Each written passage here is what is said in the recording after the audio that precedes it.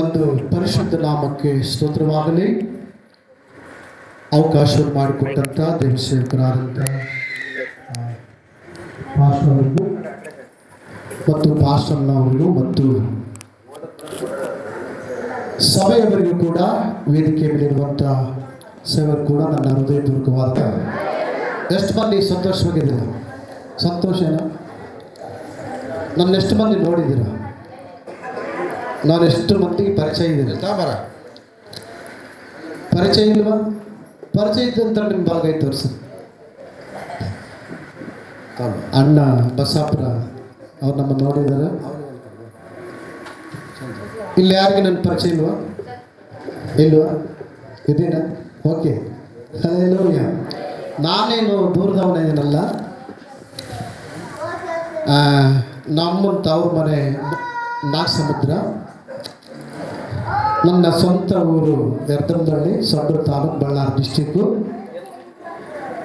ದೇವರು ಆ ಒಂದು ಮೊಳಕಾಲ್ಮೂರು ಪ್ರಾಂತದಲ್ಲಿ ಸೇವೆ ಮಾಡಲಿಕ್ಕೆ ದೇವರು ತನ್ನ ಕೃಪೆಯನ್ನು ಕೊಟ್ಟಿದ್ದಾರೆ.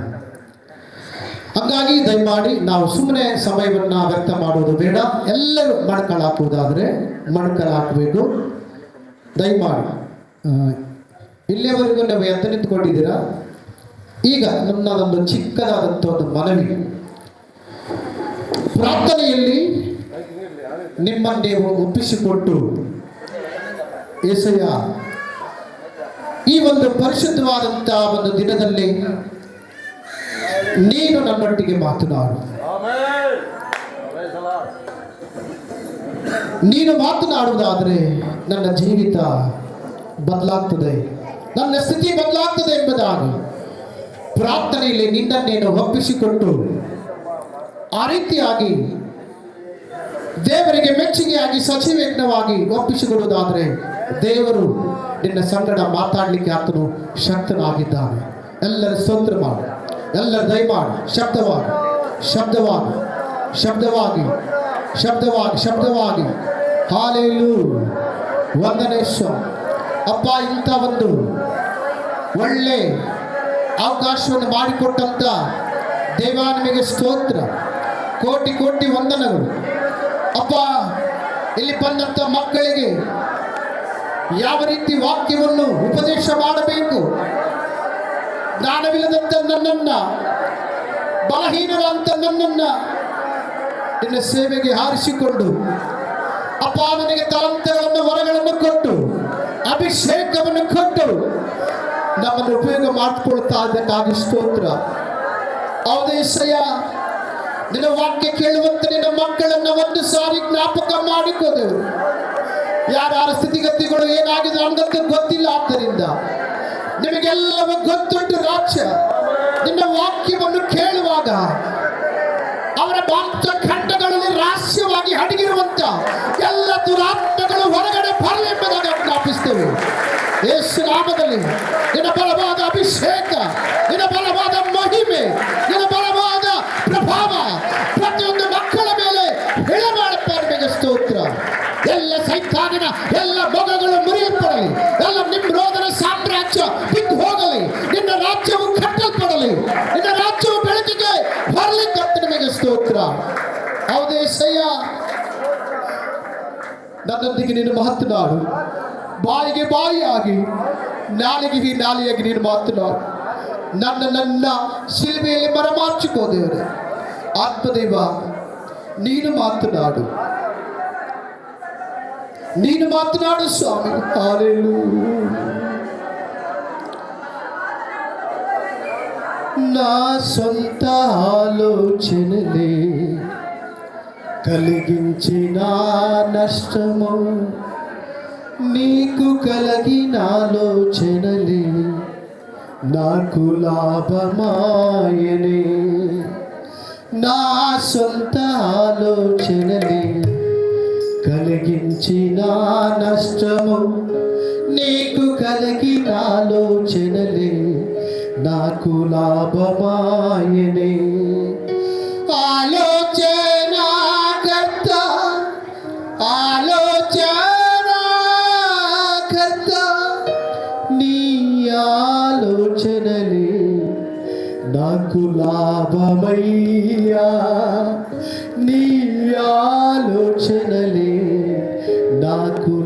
ಲಾಭಮೈ ಎಲ್ಲರಣ್ಣ ನೀ ಆಲೋಚನೆಲಿ నాకు లాభమయ్యా నీ ఆలోచనలే నాకు లాభమయ్యా ఆలోచనాకర్త ఆలోచనాకర్త ఆలోచనాకర్త ఆలోచనాకర్త నీ ఆలోచనలే నాకు లాభమయ్యా నీ ఆలోచనలే నాకు లాభమయ్యా నీ ఆలోచనలే నాకు లాభమయ్యా నీ ఆలోచనలే నాకు లాభమయ్యಾ ಹೌದು ಯೇಸಪ್ಪ ನಿಮ್ಮ ಆಲೋಚನೆಗಳನ್ನು ನಮಗೆ ಕೊಡ್ರಪ್ಪ ನಿಮ್ಮ ಸಲಹೆಗಳನ್ನು ನಮಗೆ ಕೊಡ್ರಿ ಕರ್ತನೆ ನಿನ್ನ ಮಕ್ಕಳು ಶ್ರದ್ಧೆಯಿಂದ ನಿನ್ನ ವಾಕ್ಯವನ್ನು ಕೇಳುವಂತೆ ಅಪ್ಪ ನಿನ್ನ ವಾಕ್ಯದಿಂದ ಪ್ರತಿಯೊಬ್ಬರ ಜೀವಿತಗಳು ಕಟ್ಟಲ್ಪಡುವಂತೆ ಕೃಪೆ ಮಾಡು ವಾಕ್ಯಕ್ಕೆ ಆಟಂಕ ಪರಿಸುವ ಎಲ್ಲ ಪಿಶಾಚಿ ಆತ್ಮ ಯಜ್ಞದ ಕುರಿಯದ ಆತನ ರಕ್ತದ ಬಲದಿಂದ ವಾಕ್ಯದ ಬಲದಿಂದ ಎಲ್ಲವೂ ಪಾತಾಳಕ್ಕೆ ತಳಬಿಡಲು ಯೇಸು ನಾಮದಲ್ಲಿ ನೀವೇ ದೊಡ್ಡ ಕಾರ್ಯಗಳು ಮಾಡಿ ಅಪ್ಪ ನಮ್ಮನ್ನು ನಿಮ್ಮ ಶಿಲುಬೆಯಲ್ಲಿ ಮರೆಮಾಚಿಕೊಂಡು ಆತ್ಮದೇವ ನೀವೇ ಮಾತನಾಡಿ ಮೈಮನ್ನಬೇಕಾಗಿ ಯೇಸು ಕ್ರಿಸ್ತನ ಅಧಿಕಾರವುಳ್ಳ ನಾಮದಲ್ಲಿ ಬೇಡಿ ಬಂದಿದ್ದೇವೆ ನಮ್ಮ ತಂದೆ ಆಮೆನ್. ದಯಮಾಡಿ ನಾವೆಲ್ಲರೂ ಕೂಡ ದೇವರ ವಾಕ್ಯವನ್ನು ಕೇಳುವಂಥ ಒಂದು ಸಂದರ್ಭದಲ್ಲಿ ಕೂತುಕೊಳ್ಳುವಂಥ ರೀತಿ ಚೆನ್ನಾಗಿರಲಿ, ಕೇಳುವಂಥ ರೀತಿ ಚೆನ್ನಾಗಿರಲಿ. ಎಷ್ಟು ಮಂದಿ ಹೇಳ್ತಾರ ದೇವ್ರು ನಮ್ಮ ಸಂಗಡ ಇದ್ದಾನೆ ಅಂತ ಹೇಳ್ರಿ. ಪಕ್ಕದಲ್ಲಿ ಒಬ್ರಿಗೊಬ್ಬರು ಮುಖ ನೋಡುತ್ತಾ ದೇವರು ನಮ್ಮ ಸಂಗಡ ಇದ್ದಾನೆ. ಈ ವಾಕ್ಯವನ್ನು ನಾನು ಪೂರ್ತಿ ಮಾಡಿ ಕೊನೆಯದಾಗಿ ನಿಮ್ಮೆಲ್ಲರಿಗೆ ನಾನು ಪ್ರಾರ್ಥನೆ ಮಾಡ್ತೇನೆ. ದೇವರು ನನಗೆ ಕೊಡಲ್ಪಟ್ಟಂಥ ಒಂದು ಅಭಿಷೇಕವನ್ನು ನಿಮ್ಮ ಮೇಲೆ ನಾನು ಟ್ರಾನ್ಸ್ಫರ್ ಮಾಡ್ತೇನೆ. ಎಷ್ಟು ಮಂದಿಗೆ ಇಷ್ಟ? ದೇವರು ನನಗೆ ದೇವರ ಅಭಿಷೇಕವನ್ನು ಕೊಡಲ್ಪಟ್ಟಿದ್ದಾನೆ. ನಿಮಗೆ ಪ್ರಾರ್ಥನೆ ಮಾಡುವಂಥ ಒಂದು ಸಂದರ್ಭದಲ್ಲಿ ಆ ಗಂಡು ಮಕ್ಕಳು ಪುರುಷರ ಒಂದು ಗುಂಪಿಗೆ ಬರುವಾಗ ಪುರುಷರು ಒಬ್ಬರು ಇರಬೇಕು ನನ್ನ ಹತ್ರ, ಮತ್ತೆ ಹೆಣ್ಮಕ್ಳು ಒಂದು ಗುಂಪಿಗೆ ಬಂದು ನಾವು ಪ್ರಾರ್ಥನೆ ಮಾಡುವಾಗ ಹೆಣ್ಮಕ್ಳು ಒಬ್ಬರು ಇರಬೇಕು. ಹಂಗಾಗಿ ಒಂದು ವೇಳೆ ಕೆಳಗೆ ಬಿದ್ದರೆ ಮತ್ತೆ ತಲೆ ಹೊಡಿತಂದ್ರೆ ನಮ್ಮ ಒಂದು ಇದಕ್ಕೆ ಬರ್ತದೆ. ಅದರಿಂದ ಹಲ್ಲೆಲೂಯಾ. ಎಷ್ಟು ಮಂದಿ ದೇವರ ವಾಕ್ಯವನ್ನು ಕೇಳಲಿಕ್ಕೆ ಇಷ್ಟಪಡ್ತೀರಾ? ಓಕೆ. ಹಂಗಾಗಿ 79ನೆಯ ವರ್ಷದ ಸ್ವಾತಂತ್ರ್ಯ ದಿನಾಚರಣೆ ನಿಮ್ಮೆಲ್ಲರಿಗೂ ಶುಭಾಶಯಗಳು. ಸ್ವಾತಂತ್ರ್ಯ ದಿನದ 79ನೆಯ ಒಬ್ರಿಗೊಬ್ರು ಕೈ ಇಡಿ. ಎಷ್ಟು ಮಂದಿಗೆ ದೇಶದ ಮೇಲೆ ಪ್ರೇಮ ಐತೆ, ಪ್ರೀತಿ ಐತೆ? ಹಲ್ಲೆಲೂಯಾ. ಇದೆಯಾ? ಎಲ್ಲರಿಗಿದೆ. ಈ ಒಂದು ದೇವರು ನನಗೆ ಕೊಡಲ್ಪಟ್ಟಂಥ ಒಂದು ಆಲೋಚನೆ ಏನಂದ್ರೆ, ಇವತ್ತು ತಿಳ್ಕೊಳ್ಳುವಂಥ ಒಂದು ಸತ್ಯಾಂಶ, ಒಂದು ಶರೀರ ಸಂಬಂಧವಾದಂಥ ಸ್ವಾತಂತ್ರ್ಯ, ಮತ್ತೊಂದು ಆತ್ಮ ಸಂಬಂಧವಾದ ಸ್ವಾತಂತ್ರ್ಯ. ಅಂದರೆ ಮನುಷ್ಯರು ಕೊಡುವಂಥ ಒಂದು ಸ್ವಾತಂತ್ರ್ಯ ಯಾವ ರೀತಿ ಇರ್ತದೆ, ದೇವರು ಕೊಡುವಂಥ ಒಂದು ಸ್ವಾತಂತ್ರ್ಯ ಹೆಂಗಿರ್ತದೆ ಅನ್ನೋದ್ರ ಬಗ್ಗೆ ಎರಡು ವ್ಯತ್ಯಾಸವನ್ನು ನೋಡಿಸ್ಲಿಕ್ಕೆ ನಾನು ದೇವರಾತ್ಮನು ನನಗೆ ಕೊಡುವಂಥ ಒಂದು ಆಲೋಚನೆಗಳನ್ನು ನಿಮ್ಮ ಹತ್ರ ಹಂಚಿಕೊಳ್ಳಿಕ್ಕೆ ನಾನು ದೇವರ ಸೇವಕನಾಗಿ ನಾನು ಪ್ರೇರೇಪಿಸಲ್ಪಟ್ಟಿದ್ದೇನೆ. Hallelujah, hallelujah. ಮೊಟ್ಟ ಮೊದಲಿಗೆ ನಮ್ಮ ಭಾರತ ದೇಶಕ್ಕೆ ಸ್ವಾತಂತ್ರ್ಯವನ್ನು ತೆಗೆದುಕೊಂಡು ಬಂದ ಅನೇಕ ಗಣ್ಯ ವ್ಯಕ್ತಿಗಳು, ಮಹಾತ್ಮ ಗಾಂಧೀಜಿ, ಜವಾಹರಲಾಲ್, ಸರೋಜಿನಿ ದೇವಿ ನಾಯ್ಡು, ಅದೇ ರೀತಿಯಲ್ಲಿ ಇನ್ನೂ ಅನೇಕರು, ಮಧುಸೂದನ್ ದಾಸ್, ಪಂಡಿತ್ ರಾಮಾಬಾಯಿ, ರಾಮಸ್ವಾಮಿ, ಅನೇಕ ಸ್ವಾತಂತ್ರ್ಯ ಹೋರಾಟದಲ್ಲಿ ಅನೇಕ ಮಂದಿ ಕ್ರೈಸ್ತರ ಒಂದು ಪಾತ್ರ ಇದೆ. ಅನೇಕ ಜ್ಞಾನ ಇಲ್ಲದಂಥವರು ಚರಿತ್ರೆಯನ್ನ ಓದಲಾರದಂಥವರು ಏನ್ ಮಾಡ್ತಾರೆ, ತಪ್ಪಾಗಿ ತಿಳ್ಕೊಳ್ತಾರೆ. ಆದರೆ ಬ್ರಿಟಿಷರು 200 ವರ್ಷಗಳ ಕಾಲ ನಮ್ಮ ದೇಶವನ್ನ ಅವರು ಆಳ್ವಿಕೆ ಮಾಡಿ ನಮ್ಮ ದೇಶದ ಒಂದು ಸಂಪತ್ತನ್ನ ದೋಚಿಕೊಂಡ್ರು. ಹಲ್ಲೆಲೂಯಾ. ಏನ್ ದೋಚಿಕೊಂಡ್ರು? ನಮ್ಮ ದೇಶದ ಒಂದು ಸಂಪತ್ತನ್ನ ದೋಚಿಕೊಂಡ್ರು. ಆದ್ರೆ 200 ವರ್ಷಗಳ ಕಾಲ ಬ್ರಿಟಿಷರ ಒಂದು ಆಳ್ವಿಕೆಯಲ್ಲಿತ್ತು ನಮ್ಮ ದೇಶ. ಅದೇ ರೀತಿ ನಮ್ಮ ದೇಶಕ್ಕೆ ಸ್ವಾತಂತ್ರ್ಯ ಸಿಗಬೇಕೆಂಬ ಉದ್ದೇಶದಿಂದ ಅನೇಕ ಹೋರಾಟ ಮಾಡಿದಂತ ಒಂದು ಗಣ್ಯ ವ್ಯಕ್ತಿಗಳ ವಿಷಯದಲ್ಲಿ ನಾವು ನೋಡುವುದಾದ್ರೆ ಇದರಲ್ಲಿ ಕೂಡ ಒಂದು ಕ್ರೈಸ್ತರ ಒಂದು ಪಾತ್ರ ಇದೆ. ಹಲ್ಲೆಲೂಯಾ. ಹಲೋ ಸುಮಸಿಕ್ಕಿ. ಇಲ್ಲಿ ಮಹಾತ್ಮ ಗಾಂಧೀಜಿ ಜೊತೆಯಾಗಿ ಜೆ.ಸಿ. ಕುಮಾರಪ್ಪ ಎನ್ನುವಂತ ಒಬ್ಬ ವ್ಯಕ್ತಿ ಮಹಾತ್ಮ ಗಾಂಧೀಜಿ ಕೊಡುವಂತ ಕೆಲವೊಂದು ಸಲಹೆಗಳನ್ನ ಈ ಜೆ.ಸಿ. ಕುಮಾರಪ್ಪನ ಹತ್ರ ಹಂಚಿಕೊಳ್ತಾನೆ. ಆದ್ರೆ ಅವನು ಜೆ.ಸಿ. ಕುಮಾರಪ್ಪ ಪತ್ರಿಕೆಯಲ್ಲಿ ಆತನ ಒಬ್ಬ ಎಡಿಟರ್ ಎಂಬುದಾಗಿ ಚರಿತ್ರೆ ಹೇಳಲ್ಪಟ್ಟಿದೆ. ಎಷ್ಟು ಮಂದಿಗೆ ಗೊತ್ತು? ಜೆ.ಸಿ. ಕುಮಾರಪ್ಪ ಅವನು ಸ್ವಾತಂತ್ರ್ಯ ಹೋರಾಟದಲ್ಲಿ ಯಾವ ರೀತಿ ಮಹಾತ್ಮ ಗಾಂಧಿಗೆ ಚಿತ್ರಹಿಂಸೆ ಆಯಿತೋ ಅದೇ ರೀತಿ ಜೈಲಲ್ಲಿ ಕೂಡ ಈ ಜೆ.ಸಿ. ಕುಮಾರಪ್ಪಗೆ ಭಯಂಕರವಾಗಿ ಹಿಂಸೆಯನ್ನು ಅನುಭವಿಸಿದಂತ ಒಂದು ಸತ್ಯ ಸಂಗತಿ. ಮತ್ತೊಂದು ವಿಷಯ ನಾನು ಹೇಳ್ತಾ ಇರಬೇಕಾದ್ರೆ ಪಂಡಿತ್ ರಾಮಾಬಾಯಿ ಸರಸ್ವತಿ ಎಂಬ ಒಂದು ಬ್ರಾಹ್ಮಣ ಕುಟುಂಬಕ್ಕೆ ಸಂಬಂಧಪಟ್ಟ ಒಬ್ಬ ಸ್ತ್ರೀ, ಅನೇಕ ದೇವದಾಸಿ ಪದ್ಧತಿಯಿಂದ ಅನೇಕ ಸ್ತ್ರೀಯರನ್ನ ಸಂಸ್ಕರಣ ಮಾಡಿದಂತ ಒಬ್ಬ ಮಹಿಳೆ ಎಂಬ ಒಬ್ಬ ಬ್ರಾಹ್ಮಣರು ಯೇಸು ಕ್ರಿಸ್ತನನ್ನು ದೇವರೆಂದು ರಕ್ಷಕನೆಂದು ಅಂಗೀಕಾರ ಮಾಡಿಕೊಂಡು ಅನೇಕ ಸೈತಾನನ ದಾಸತ್ವದಲ್ಲಿ ಪಾಪದ ಒಂದು ದಾಸತ್ವದಲ್ಲಿರುವಂತಹ ಜನರನ್ನ ಬಿಡುಗಡೆ ಮಾಡಿ ಆಯಮ್ಮ ಏನ್ ಮಾಡಿದ್ಲು? ಯೇಸು ಕ್ರಿಸ್ತನ ಬಳಿಗೆ ನಡೆಸಲ್ಪಟ್ಟಳು. Hallelujah, hallelujah. ನಮ್ಮ ಭಾರತ ದೇಶದಲ್ಲಿ ಅನೇಕ ರೀತಿಯಲ್ಲಿ ಬ್ರಾಹ್ಮಣರ ಒಂದು ಆಳ್ವಿಕೆ ಇತ್ತು. ಅವರ ಒಂದು ಮಧ್ಯದಲ್ಲಿ ಅನೇಕ ಸ್ತ್ರೀಯರಿಗೆ ಸ್ವತಂತ್ರ ಇಲ್ಲ. ಅವರು ಶಾಲೆಗೆ ಹೋಗಕ್ಕೆ ಸ್ವತಂತ್ರ ಇಲ್ಲ. ಗಂಡು ಮಕ್ಕಳು ಮಾತ್ರ ಶಾಲೆಗೆ ಹೋಗಬೇಕು, ಹೆಣ್ಣುಮಕ್ಕಳು ಶಾಲೆಗೆ ಹೋಗಕ್ಕಿಲ್ಲ ಅಂತ ಒಂದು ಸ್ಥಿತಿ ನಮ್ಮ ಭಾರತ ದೇಶದ ಒಂದು ಪರಿಸ್ಥಿತಿ ಆ ರೀತಿ ಇತ್ತು. ಆದ್ರೆ ಇಲ್ಲಿ ನಾವು ಗಮನಿಸಬೇಕಾದಂತ ಒಂದು ಸತ್ಯಾಂಶವೇನೆಂದ್ರೆ ಈಗ ಬೈಬಲ್ ಪ್ರಕಾರ ಇದು ನಾನು ಇಲ್ಲಿಯವರೆಗೆ ಹೇಳಂತ ವಿಷಯ ಇದು ಶರೀರ ಸಂಬಂಧವಾದ ಸ್ವಾತಂತ್ರ್ಯ ಬಗ್ಗೆ ಮಾತಾಡಿದೆ. ಈಗ ಆತ್ಮ ಸಂಬಂಧವಾದಂಥ ಒಂದು ಸ್ವಾತಂತ್ರ್ಯದ ಬಗ್ಗೆ ನಾನು ಹೇಳಲಿಕ್ಕೆ ಇಷ್ಟಪಡ್ತೇನೆ. 7 ಪಾಠಗಳು ಮುಗಿಯವರೆಗೂ ನಾನು ನಿಮ್ಮನ್ನ ಮನೆ ಕಡೆಗೆ ಕಳಿಸಲ್ಲ. ಎಷ್ಟು ಮಂದಿ 7 ಪಾಠಗಳು ಕೇಳ್ಬೇಕಂತ ಇಷ್ಟಪಡ್ತೀನಿ?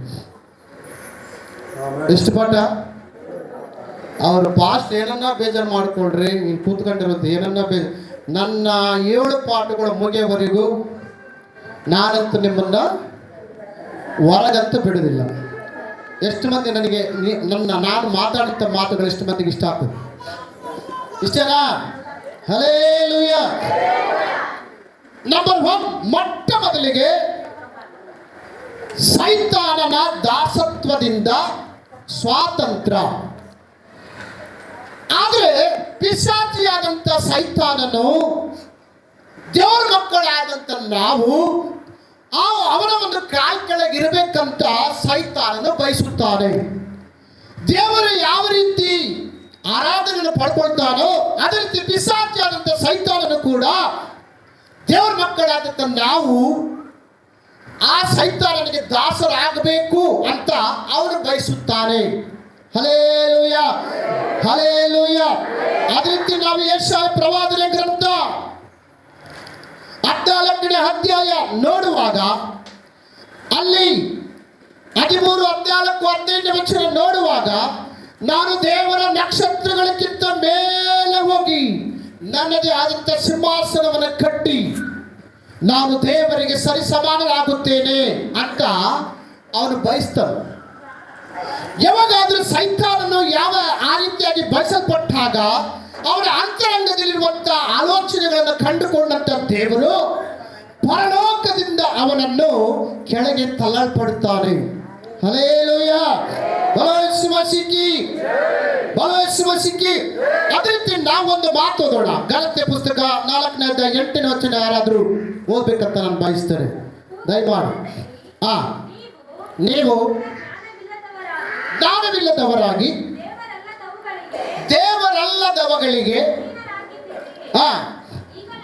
ಈಗಲಾದರೂ ನೀವು ದೇವರನ್ನು ತಿಳಿದುಕೊಂಡಿದ್ದೀರಿ. ಅಂದ್ರೆ ನಾವು ಅದಕ್ಕಿಂತ ಮುಂಚೆ ನಾವು ದೇವರಲ್ಲದವುಗಳಿಗೆ ನಾವು ಅವಕ್ಕೆ ಏನ್ ಮಾಡಿ ದಾಸರಾಗಿದ್ದೀವಿ. ಯಾವುದು ದೇವರು ಯಾವುದು ದೆವ್ವ ಅಂದ್ರೆ ನಾವು ಸತ್ಯವನ್ನ ಗ್ರಹಿಸಿಕೊಳ್ಬೇಕು. ಆದ್ರೆ ಪಿಶಾಚಿಯಾದಂತ ಸೈತಾನನು ಕೂಡ ಏನ್ ಬಯಸ್ತಾರೆ ಗೊತ್ತಾ? ಆರಾಧನೆಯನ್ನು ಬಯಸುತ್ತಾನೆ. ಈ ಭೂಲೋಕದ ಎಲ್ಲಾ ಜನರು ನನಗೆ ಆರಾಧನೆ ಮಾಡಬೇಕು, ಅಡ್ಡ ಬಿದ್ದು ಸಾಷ್ಟಾಂಗ ನಮಸ್ಕಾರ ಮಾಡಬೇಕು ಅಂತ ದೇವರು ಯಾವ ರೀತಿ ಆರಾಧನೆಯನ್ನು ಬಯಸುತ್ತಾನೋ, ಪಿಶಾಚಿಯಾದಂತ ಸೈತಾನನು ಕೂಡ ಆರಾಧನೆಯನ್ನು ಬಯಸುತ್ತಾನೆ. ನಾವು ದೇವರ ಮಕ್ಕಳಾದಂತ ನಾವುಗಳು ಆತನಿಗೆ ದಾಸರಾಗಬೇಕಂತ ಸೈತಾನನು ಬಯಸುತ್ತಾನೆ. ಹಲ್ಲೆಲೂಯ. ಇನ್ನೊಂದು ಮತ್ತೊಂದು ವಿಷಯ ನಾವು ನೋಡುವಾಗ ಮತ್ತಾಯ ಸುವಾರ್ತೆ 4ನೇ ಅಧ್ಯಾಯದಲ್ಲಿ ದೇವರಾತ್ಮನ ಶೋಧಿಸುವುದಕ್ಕೆ ಅಡವಿಗೆ ಕರೆದುಕೊಂಡು ಹೋದನು. 40 ದಿನಗಳು ಹಗಲು ರಾತ್ರಿ ತಂದೆಯಾದಂಥ ದೇವರ ಸಮ್ಮುಖದಲ್ಲಿ ಪ್ರಾರ್ಥನೆ ಮಾಡುವಾಗ ಯೇಸು ಕ್ರಿಸ್ತನಿಗೆ ಹಸಿವಾಯಿತು. ಅಂದ್ರೆ ಆತನಿಗೆ ಹಸಿವಾಯಿತು. ಹಸಿವಾದಂಥ ಒಂದು ಸಂದರ್ಭದಲ್ಲಿ ಸೈತಾನನು ಪ್ರತ್ಯಕ್ಷನಾದನು. ಪ್ರತ್ಯಕ್ಷನಾದಂಥ ಸಂದರ್ಭದಲ್ಲಿ ಆಗ ಸೈತಾನನು ಎತ್ತರವಾದಂಥ ಒಂದು ಬೆಟ್ಟದ ಮೇಲೆ ಕರೆದುಕೊಂಡು ಹೋಗಿ ಈ ಒಂದು ಲೋಕವನ್ನು ತೋರಿಸಿ, ಈ ಪ್ರಪಂಚವನ್ನು ತೋರಿಸಿ, ಈಗ ಇವೆಲ್ಲವನ್ನು ಕೂಡ ನನಗೆ ಕೊಡಲ್ಪಟ್ಟಿದೆ. ಈ ಪ್ರಪಂಚದಲ್ಲಿರುವಂಥ ಎಲ್ಲ ದೇಶಗಳು ನನಗೆ ಕೊಡಲ್ಪಟ್ಟಿದೆ. ಆದ್ದರಿಂದ ನಾನು ಇವುಗಳನ್ನು ಇಷ್ಟ ಬಂದವರಿಗೆ ಕೊಡುತ್ತೇನೆ.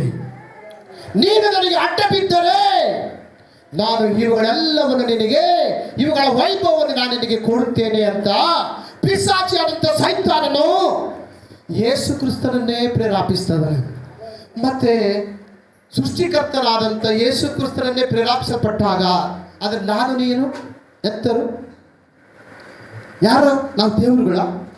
ಹಂಗಾಗಿ ಪಿಶಾಚಿಯಾದಂಥ ಸೈತಾನನು ಯೇಸು ಕ್ರಿಸ್ತನನ್ನೇ ಮಗ್ಗು ಮಾಡುವಾಗ ಸಾಧಾರಣವಾದಂಥ ನಿನ್ನನ್ನ ಅವನೇ ನೋಡ್ತಾನೆ. ಅದರಿಂದ ಈಗ ಸೈತಾನನ ಒಂದು ವಿಷಯದಲ್ಲಿ ಏನಪ್ಪ ಅಂತಂದ್ರೆ ಅವನು ಆರಾಧನೆಯನ್ನು ಬಯಸುತ್ತಾನೆ. ನಾವೆಲ್ಲರೂ ಕೂಡ ದೇವರ ಮಕ್ಕಳಾದಂತ ನಾವು ಅವನಿಗೆ ದಾಸರಾಗಬೇಕು ಅಂತ ಅವನು ಬಯಸುತ್ತಾನೆ. ನಾನು ಒಂದು ವಿಷಯ ಹೇಳಲಿಕ್ಕೆ ನಾನು ಇಷ್ಟಪಡ್ತೇನೆ. ನೀವೆಲ್ಲರೂ ಕೂಡ ನಿಮ್ಮ ಚಿತ್ತ ತಿರುಗಿಸಬೇಕು ಅಂತ 1ನೇ ಸಮುವೇಲ 17ನೇ ಅಧ್ಯಾಯ 1ನೇ ಸಮುವೇಲ 17ನೇ ಅಧ್ಯಾಯಕ್ಕೆ ನಮ್ಮ ಚಿತ್ತವನ್ನು ತಿರುಗಿಸಿಕೊಳ್ಳೋಣ. ಆದರೆ 17ನೇ ಅಧ್ಯಾಯ 8, 9ನೇ ವಚನ ಓದ್ಬೇಕು. 8, 9ನೇ ವಚನ ಓದ್ಬೇಕು. ಅವನು ನಿಂತು ಇಸ್ರಾಯೇಲ್ ಸೈನ್ಯದವರನ್ನು ಕೂಗಿ ಅವರಿಗೆ, ನೀವು ಯುದ್ಧ ಮಾಡ ಬಂದಿದ್ದೇಕೆ?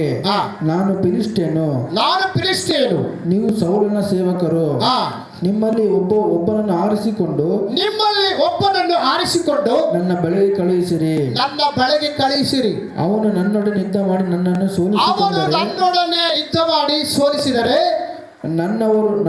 ನಮ್ಮವರು ನಿಮ್ಮ ಸೇವಕರಾಗುವರು. ನಾನು ಅವನನ್ನು ಸೋಲಿಸಿದರೆ ನೀವು ನಮ್ಮ ದಾಸರಾಗಿ ನಮ್ಮನ್ನು ಸೇವಿಸಬೇಕೆಂದು ಹೇಳಿದನು. ಹಲ್ಲೆಲೂಯ. ಇಲ್ಲಿ ಗಮನಿಸಬೇಕಾದಂತ ಒಂದು ಸತ್ಯಾಂಶವೇನೆಂದ್ರೆ 6.5 ಮೊಳ ಇದ್ದಂತ ಎತ್ತರವಾಗಿದ್ದಂತ ಗೊಲೆತ್ಯ, ಈ ಗೊಲೆತ್ಯ ಫಿಲಿಷ್ಟಿಯರಿಗೆ ಸಂಬಂಧಪಟ್ಟಂತ ವ್ಯಕ್ತಿ. ಈತನು ಸೈತಾನನಿಗೆ ಸಾದೃಶ್ಯವಾಗಿದ್ದ. ಫಿಲಿಷ್ಟಿಯರು ಕೂಡ ಸೈತಾನನ ಸಮಾಜದವರು. ಆದರೆ ಈ ಒಂದು ಫಿಲಿಷ್ಟಿಯರು ಮತ್ತು ಇಸ್ರಾಯೇಲ್ ಒಂದು ಗುಡ್ಡದ ಒಂದು ಬದಿಯಲ್ಲಿ ಮತ್ತು ಫಿಲಿಷ್ಟಿಯರ ಒಂದು ಗುಡ್ಡದ ಬದಿಯಲ್ಲಿ ಯುದ್ಧ ಮಾಡೋದಕ್ಕೋಸ್ಕರ ಅಲ್ಲಿದ್ದ. ಆದರೆ ಈ ಫಿಲಿಷ್ಟಿಯರ ಒಂದು ಪಾಳಯದಿಂದ, ಒಂದು ಗುಂಪಿನಿಂದ ರಣಶೂರನಾಗಿರುವಂತ ಗೊಲೆತ್ಯನು, ಎತ್ತರವಾಗಿರುವಂತ ಗೊಲೆತ್ಯನು ಇಸ್ರಾಯೇಲರ ಪಾಳ್ಯದೊಳಗೆ ಬಂದು, ನಿಮ್ಮಲ್ಲಿ ನಾವೆಲ್ಲರೂ ಒಬ್ರಿಗೊಬ್ಬರು ಯುದ್ಧ ಮಾಡಿ ಒಬ್ರಿಗೊಬ್ಬರು ಸಾಯೋದು ಬೇಡ. ನಿಮ್ಮಲ್ಲಿ ಯಾರಾದ್ರೂ ಗಂಡು ಮಕ್ಕಳಿದ್ರೆ ಅವನೊಬ್ಬನ್ನೇ ನನ್ನ ಮೇಲೆ ಯುದ್ಧಕ್ಕೆ ಕಳಿಸ್ರಿ. ನಾನು ಕೂಡ ನನ್ನ ಕಡೆಯಿಂದ ನಾನೊಬ್ಬನೇ ಯುದ್ಧಕ್ಕೆ ಬರುತ್ತೇನೆ. ಆದರೆ ಯಾರು ನನ್ನನ್ನು ಜಯಿಸುತ್ತಾರೋ ಯಾರು ನನ್ನನ್ನು ಜಯಿಸುತ್ತಾರೋ ಅವರು ಬಂದು ನಮ್ಮವರು ಬಂದು ನಿಮ್ಮ ಸೇವೆ ಮಾಡುತ್ತಾರೆ. ಆದರೆ ನಿಮ್ಮಲ್ಲಿ ಯಾರಾದರೂ ನನ್ನನ್ನು ಜಯಿಸುವುದಾದ್ರೆ ನಮ್ಮವರು ಬಂದು ನಿಮಗೆ ಗುಲಾಮರಾಗುತ್ತಾರೆ ಅಂತ. ಹಲ್ಲೆಲೂಯಾ, ಸಿಕ್ಕಿ. ಆದ್ರೆ ಈ ಒಂದು ಗೋಲತ್ತಿನ ಏನ್ ಬಯಸ್ತಾರೆ ಗೊತ್ತಾ? ದೇವರ ಮಕ್ಕಳಾದಂತ ನಾವುಗಳು ಅವ್ರ ಕಾಲ್ ಕೆಳಗಿರ್ಬೇಕಂತ ಬಯಸುವಂತ ಮಾತು.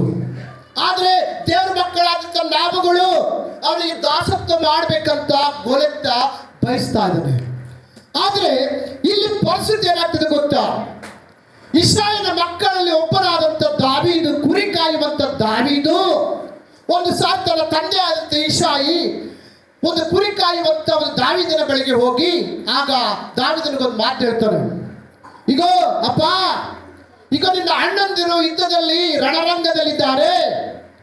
ನೀನು ಈ ಒಂದು ಆಹಾರ ಪದಾರ್ಥಗಳನ್ನು ಕೊಟ್ಟು ರಾಜನಾಗಿರುವಂತ ಸೌಲನಿಗೆ ಗಿಂಡವನ್ನು ಕೊಟ್ಟು ನೀನು ಅವರ ಯೋಗಕ್ಷೇಮವನ್ನು ತಿಳ್ಕೊಂಡು ಮತ್ತೆ ತಿರುಗಿ ಮರಳಿ ಬಾ ಅಂತ ತನ್ನ ತಂದೆಯಾದಂತ ಇಷಾಯಿ ಅಂದ್ರೆ ದಾವೀದನನ್ನ ಯುದ್ಧರಂಗಕ್ಕೆ ಕಳಿಸಿಕೊಡ್ತಿದ್ದಾನೆ. Hallelujah, hallelujah. ಕರೆದಲ್ಪಟ್ಟಂತ ಒಂದು ಸಂದರ್ಭದಲ್ಲಿ ಈ ದಾವೀದು ಆ ಒಂದು ಪಾಳ್ಯದ ಒಂದು ಗುಂಪಿನ ಹತ್ತಿರಕ್ಕೆ ಹೋಗುವಾಗ ರಣಶೂರನಾಗಿರುವಂತ ಗೋಲಿಯತನ ಒಂದು ಸೌಂಡ್ ಕೇಳಿಸ್ತಾ ಇದೆ. ಈಗ ಇಸ್ರಾಯೇಲರೇ, ನಿಮ್ಮಲ್ಲಿ ಯಾರಾದ್ರೂ ಗಂಡು ಮಕ್ಕಳಿದ್ರೆ, ನಿಮ್ಮಲ್ಲಿ ಯಾರಾದ್ರೂ ಒಬ್ಬರು ನನ್ನನ್ನು ಜಯಿಸುವುದಾದ್ರೆ ನಮ್ಮವರು ಬಂದು ನಿಮ್ಮ ಸೇವೆ ಮಾಡುತ್ತಾರೆ. ಒಂದು ವೇಳೆ ನೀವು ನನ್ನನ್ನು ಜಯಿಸುವುದಾದ್ರೆ ನಮ್ಮವರು ಬಂದು ನಿಮಗೆ ದಾಸರಾಗುತ್ತಾರೆ ಅಂತ ಹೇಳ್ತಾರೆ. ಹಲ್ಲೆಲೂಯಾ. ಆಗ ಇದು ಸುಮಾರು 40 ದಿನಗಳು ಅವನು ಬರುವಂಥದ್ದು ಇಸ್ರಾಯೇಲ ಪಾಳ್ಯದಲ್ಲಿ ಆ ದೇವರ ಮಕ್ಕಳಾದಂಥ ಇಸ್ರಾಯೇಲರನ್ನ ಗೇಲಿ ಮಾಡುವಂತ ವಿಷಯ. ಆಗ ಅಲ್ಲಿರುವಂತ ಇಸ್ರಾಯೇಲರು ಅವನನ್ನು ಜಯಿಸಲಾರದೆ ಎಲ್ಲ ಇಸ್ರಾಯೇಲರ ಒಂದು ತೆರೆಗಳು ತಗ್ಗಿಸಲ್ಪಟ್ಟಿವೆ. ಕಾರಣ ಅವನು ಎಷ್ಟೆತ್ತಿದ್ದಾನೆ? 6 ಮೊರೆ ಮೊಳ ಎತ್ತರವಾಗಿದ್ದಾನೆ. ಹಲ್ಲೆಲೂಯಾ. ಬೈಬಲಲ್ಲಿ ಎತ್ತರವಾಗಿರುವಂತ ಮನುಷ್ಯ ಯಾರಪ್ಪ ಅಂತ ನಾವು ಬೈಬಲ್ ಪ್ರಶ್ನೆ ಕೇಳಿದ್ರೆ ಎತ್ತರವಾದಂತ ಮನುಷ್ಯ ಯಾರಪ್ಪ ಅಂದ್ರೆ ಗೋಲಿಯತ. ಹಲ್ಲೆಲೂಯಾ. ಗೂಗಲ್ ನಲ್ಲಿ ನೀವು ಪ್ರಶ್ನೆ ಕೇಳಿದ್ರೆ ಬೈಬಲ್ ಅಲ್ಲಿ ಎತ್ತರವಾದಂತ ಮನುಷ್ಯ ಯಾರು ಅಂತ ನಾವು ಪ್ರಶ್ನೆ ಕೇಳಿದ್ರೆ ಉತ್ತರ ಬರೋದು ಯಾರ್ದು? ಗೋಲಿಯತ ಅಂತ. ಅಷ್ಟು ಎತ್ತರವಾಗಿದ್ದಂತ ಈ ಮನುಷ್ಯ ಆಗ 40 ದಿನಗಳು ಹಗಲು ರಾತ್ರಿ ಇಸ್ರಾಯೇಲರನ್ನು ಶೋಧಿಸ್ತಾ ಇದ್ದಾನೆ. ಇಸ್ರಾಯೇಲರನ್ನು ಗೇಲಿ ಮಾಡ್ತಾ ಇದ್ದಾನೆ. ಗೇಲಿ ಮಾಡಿದ ಸಂದರ್ಭದಲ್ಲಿ ಚಿಕ್ಕ ಪುಟ್ಟ ಅಂದ್ರೆ ಚಿಕ್ಕ ದಾವೀದ ಕುರಿ ಕಾಯುವಂತ ವ್ಯಕ್ತಿ ಅಂದ್ರೆ ನಿಮ್ಗೆಲ್ಲರಿಗೂ ಗೊತ್ತು ಕುರಿ ಕಾಯುವಂತ ವ್ಯಕ್ತಿ ಹೆಂಗಿರ್ತಾನೆ ಹೇಳ್ರಿ? ಅವನ ಕೂದಲು ವಿಕಾರ, ಅವನ ಬಟ್ಟೆಗಳು ವಿಕಾರ, ಎಷ್ಟೋ ದಿನಗಳು ಸ್ನಾನ ಮಾಡಿರಲ್ಲ. ಕುರಿ ಕಾಯ ದಿನ ಸ್ನಾನ ಮಾಡ್ತಾರ ಇಲ್ಲ. ಅಂದ್ರೆ ಇಂಥ ಒಂದು ಚಿಕ್ಕದಾಗಿರುವಂತ ದಾವೀದು, ಕುರಿ ಕಾಯುವಂತ ದಾವೀದು ಈ ಗೋಲಿಯತನ ಬಾಯಿಂದ ಬರುವಂತ ವೈರಾಗ್ಯ ಮಾತುಗಳನ್ನು ಕೇಳಿ ದೇವರಿಂದ ಅಭಿಷೇಕಿಸಲ್ಪಟ್ಟಂತ ದಾವೀದನಿಗೆ ಏನ್ ಬಂತು ಗೊತ್ತಾ? ಆಗ ಹಿಂಗ್ ಹೇಳ್ತಾನೆ, ಈಗ ನನಗೊಂದು ಅವಕಾಶ ಮಾಡಿಕೊಟ್ರೆ ಆ ಗೋಲಿಯತ ನನ್ನ ಏನ್ ಮಾಡ್ತಾನೆ ಗೊತ್ತಿಲ್ಲ. ಹಂಗ ಹೋಗೋದು ಹಿಂಗ್ ಬರೋದು. ಈಗ ನನಗೊಂದು ಅವಕಾಶ ಕೊಡ್ರಿ, ನನಗೊಂದು ಚಾನ್ಸ್ ಕೊಡ್ರಿ. ಆ ಗೋಲಿಯತನನ್ನ ಇಸ್ರಾಯೇಲ್ ದೇವರನ್ನ ಗೇಲಿ ಮಾಡುವಂತ ಆ ಗೋಲಿಯತನನ್ನ ನಾನು ಏನ್ ಮಾಡ್ತಾರೆ ಗೊತ್ತಿಲ್ಲ ಅಂತ ಹೇಳುವಾಗ ಆ ಪ್ರತಿಯೊಂದು ಇಸ್ರಾಯೇಲರು ಗೋಲಿಯತನ ಮೇಲೆ ಜಯಿಸಲಾರದೆ ಅವರ ತಲೆಗಳೆಲ್ಲವೂ ಕೂಡ ತಗ್ಗಿಸಲ್ಪಟ್ಟಾಗ ಆಗ ಈ ವಿಷಯ ತಗೊಂಡೋಗಿ ರಾಜನಾಗಿರುವಂತ ಸೌಲಿಗೆ ಹೇಳ್ತಾರೆ. ಸೌಲಿಗೆ ಹೇಳಿದಾಗ ರಾಜ ಒಬ್ಬ ಕುರಿ ಕಾಯುವಂತ ವ್ಯಕ್ತಿ ಬಂದ್ಬಿಟ್ಟಿದ್ದಾನೆ. ಅವನಿಗೆ ಪ್ರತಿ ಸಾರಿ ಇದೇ ಮಾತು ಹೇಳ್ತಿದ್ದಾನೆ, ನನಗೊಂದು ಚಾನ್ಸ್ ಕೊಡ್ರಿ, ನನಗೊಂದು ಅವಕಾಶ ಕೊಡ್ರಿ, ಅವನು ಗೋಲಿಯತ ನಾನು ಏನ್ ಮಾಡ್ತೀನಿ ನೋಡು ಅಂತಂದಾಗ ಆ ಚಿಕ್ಕದಾಗಿರುವಂತ ಕುಳ್ಳನಾಗಿರುವಂತ ದಾವೀದನ ಕರ್ಕೊಂಡು ಹೋಗಿ ರಾಜನ ಹತ್ರ ಮುಖಾಮುಖಿಯಾಗಿ ನಿಲ್ಲಿಸ್ತಾರೆ. ಏನಪ್ಪಾ, ನಾವು ಇಷ್ಟು ಎತ್ತರ, ಇಷ್ಟು ದಪ್ಪ, ಇಷ್ಟು ಬಲಶಾಲಿಗಳಾದಂತ ನಾವುಗಳೇ ಅವನ ಜಯಿಸಲಾರದೆ ನಾವು ತಗ್ಗಿಸಲ್ಪಟ್ಟಿದ್ದೇವೆ. ಅಂಥದ್ರಲ್ಲಿ ನೀನು ಇಷ್ಟಿದೆಯಾಕಿ ಕುಂಟೆ ಬೇಳೆಷ್ಟು. ಅಂಥದ್ರಲ್ಲಿ ಅವನು ಪರಾಕ್ರಮಿ, ಯುದ್ಧದಲ್ಲಿ ಅನೇಕ ವಿದ್ಯೆಗಳನ್ನು ಕಲ್ತುಕೊಂಡಂತ ವ್ಯಕ್ತಿ. ನೀನು ಅವನೊಂದಿಗೆ ನಮ್ಮ ಕೈಲೇ ಹೋರಾಟ ಮಾಡಕ್ಕಾಗ್ತಿಲ್ಲ, ನೀನು ಚಿಕ್ಕವನು, ಯಾವ ರೀತಿ ಅವನನ್ನ ಜಯಿಸ್ತೀಯ ಅಂತ. ರಾಜ, ನನಗೊಂದು ಚಾನ್ಸ್ ಕೊಡ್ರಿ, ನಾನು ಆ ಗೊಲೆತನನ್ನ ಏನ್ ಮಾಡ್ತೀನಿ ನೋಡು ಅಂತ. ಹಲ್ಲೆಲೂಯಾ, ಹಲೋ ಶಿವಜಿಗೆ. ಆಗ ಹಂಗಂದ ಕೂಡಲೇ ಆ ಒಂದು ರಾಜನ ಮೈ ಮೇಲಿರುವಂತ ವಸ್ತ್ರಗಳನ್ನ ಈ ದಾವೀದನಿಗೆ ಹಾಕಲ್ಪಟ್ಟಾಗ, ದಾವೀದ ಅವನ ಬಟ್ಟೆಗಳು ಹಾಕೊಂಡು ಹೆಂಗಿದಾನಂತೆ, ಅವನಿಗೆ ಸರಿ ಆಗ್ತಾ ಇಲ್ಲ, ಇಳಿದು ಹೋಗ್ತದೆ. ಅವನ ಶರೀರ ಹೆಂಗಿದೆ, ದಪ್ಪಗಿದೆಯಾ, ಚಳ್ಳಕ್ಕಿದೆ. ರಾಜನ ವಸ್ತ್ರಗಳು ಹಾಕಿದ್ರೆ ಅವನಿಗೆ ಸರಿ ಹೋಗ್ತಾ ಇಲ್ಲ. ಆ ರಾಜನ ಧರಿಸಿದಂತ ಒಂದು ಕಿರೀಟ ಇಟ್ರೆ ಈ ದಾವೀದನಿಗೆ ಅವನಿಗೆ ಸರಿ ಹೋಗ್ತಾ ಇಲ್ಲ. ಅವನ ಕೈಯಲ್ಲಿರುವಂತ ಕತ್ತಿ ಕೊಟ್ರೆ ಸೂಟ್ ಆಗ್ತಿಲ್ಲ, ಯಾವುದಕ್ಕೂ ಹೋಲಿಕೆ ಆಗ್ತಾ ಇಲ್ಲ.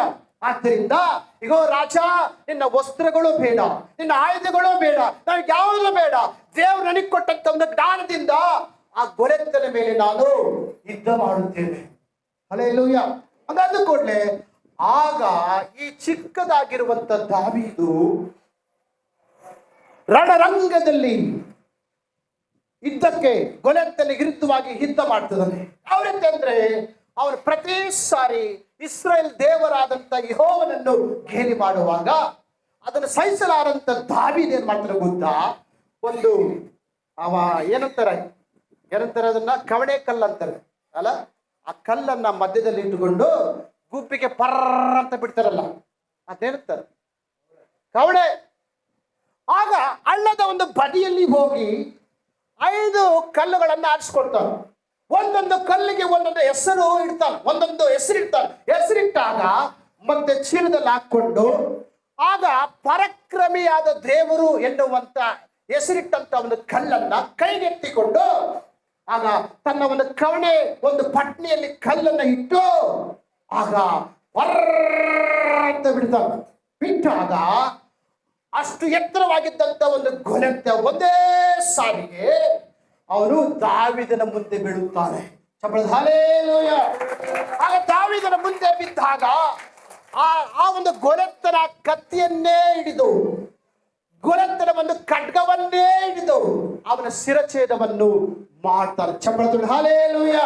ಅದಕ್ಕೋಸ್ಕರ ಯಾಕೆ ದಾವೀದನು ಯಾಕೆ ಅವನನ್ನ ಕಡಿತಾನಂತಂದ್ರೆ, ಅಂದ್ರೆ ಅಸತ್ಯವನ್ನು ಬಿತ್ತುವಂತ ಪಿಶಾಚಿಯಾದಂತ ಸೈತಾನು ಈ ಭೂಮಿಯಲ್ಲಿ ಇರಬಾರ್ದು.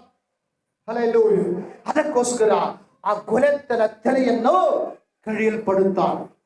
ಹಲ್ಲೆಲೂಯಾ. ಯಾಕಂದ್ರೆ ಈ ಗೊಲೆತನ ತಲೆ ನಮಗೆ ಏನ್ ಹೇಳ್ತು ಗೊತ್ತಾ, ದೇವ್ರ ಮಕ್ಕಳಾದಂತ ನಾವುಗಳು ಅವನಿಗೆ ದಾಸರಾಗ್ಬೇಕಂತೆ. ಹಲ್ಲೆಲೂಯಾ. ಆಗ್ತೀರಾ? ಎಷ್ಟು ಮಂದಿ ಆಗ್ತೀರಾ? ನಾವ್ ಯಾರಿಗೆ ದಾಸರು ಅಂತಂದು ಹೇಳ್ತತೆ ವಾಕ್ಯ ಅಂದ್ರೆ, ನಾವು ಅದನ್ನು ಕೂಡ ನಾವು ಓದೋಣ. ಯಾರಿಗೆ ದಾಸರಂತೆ ನಾವು?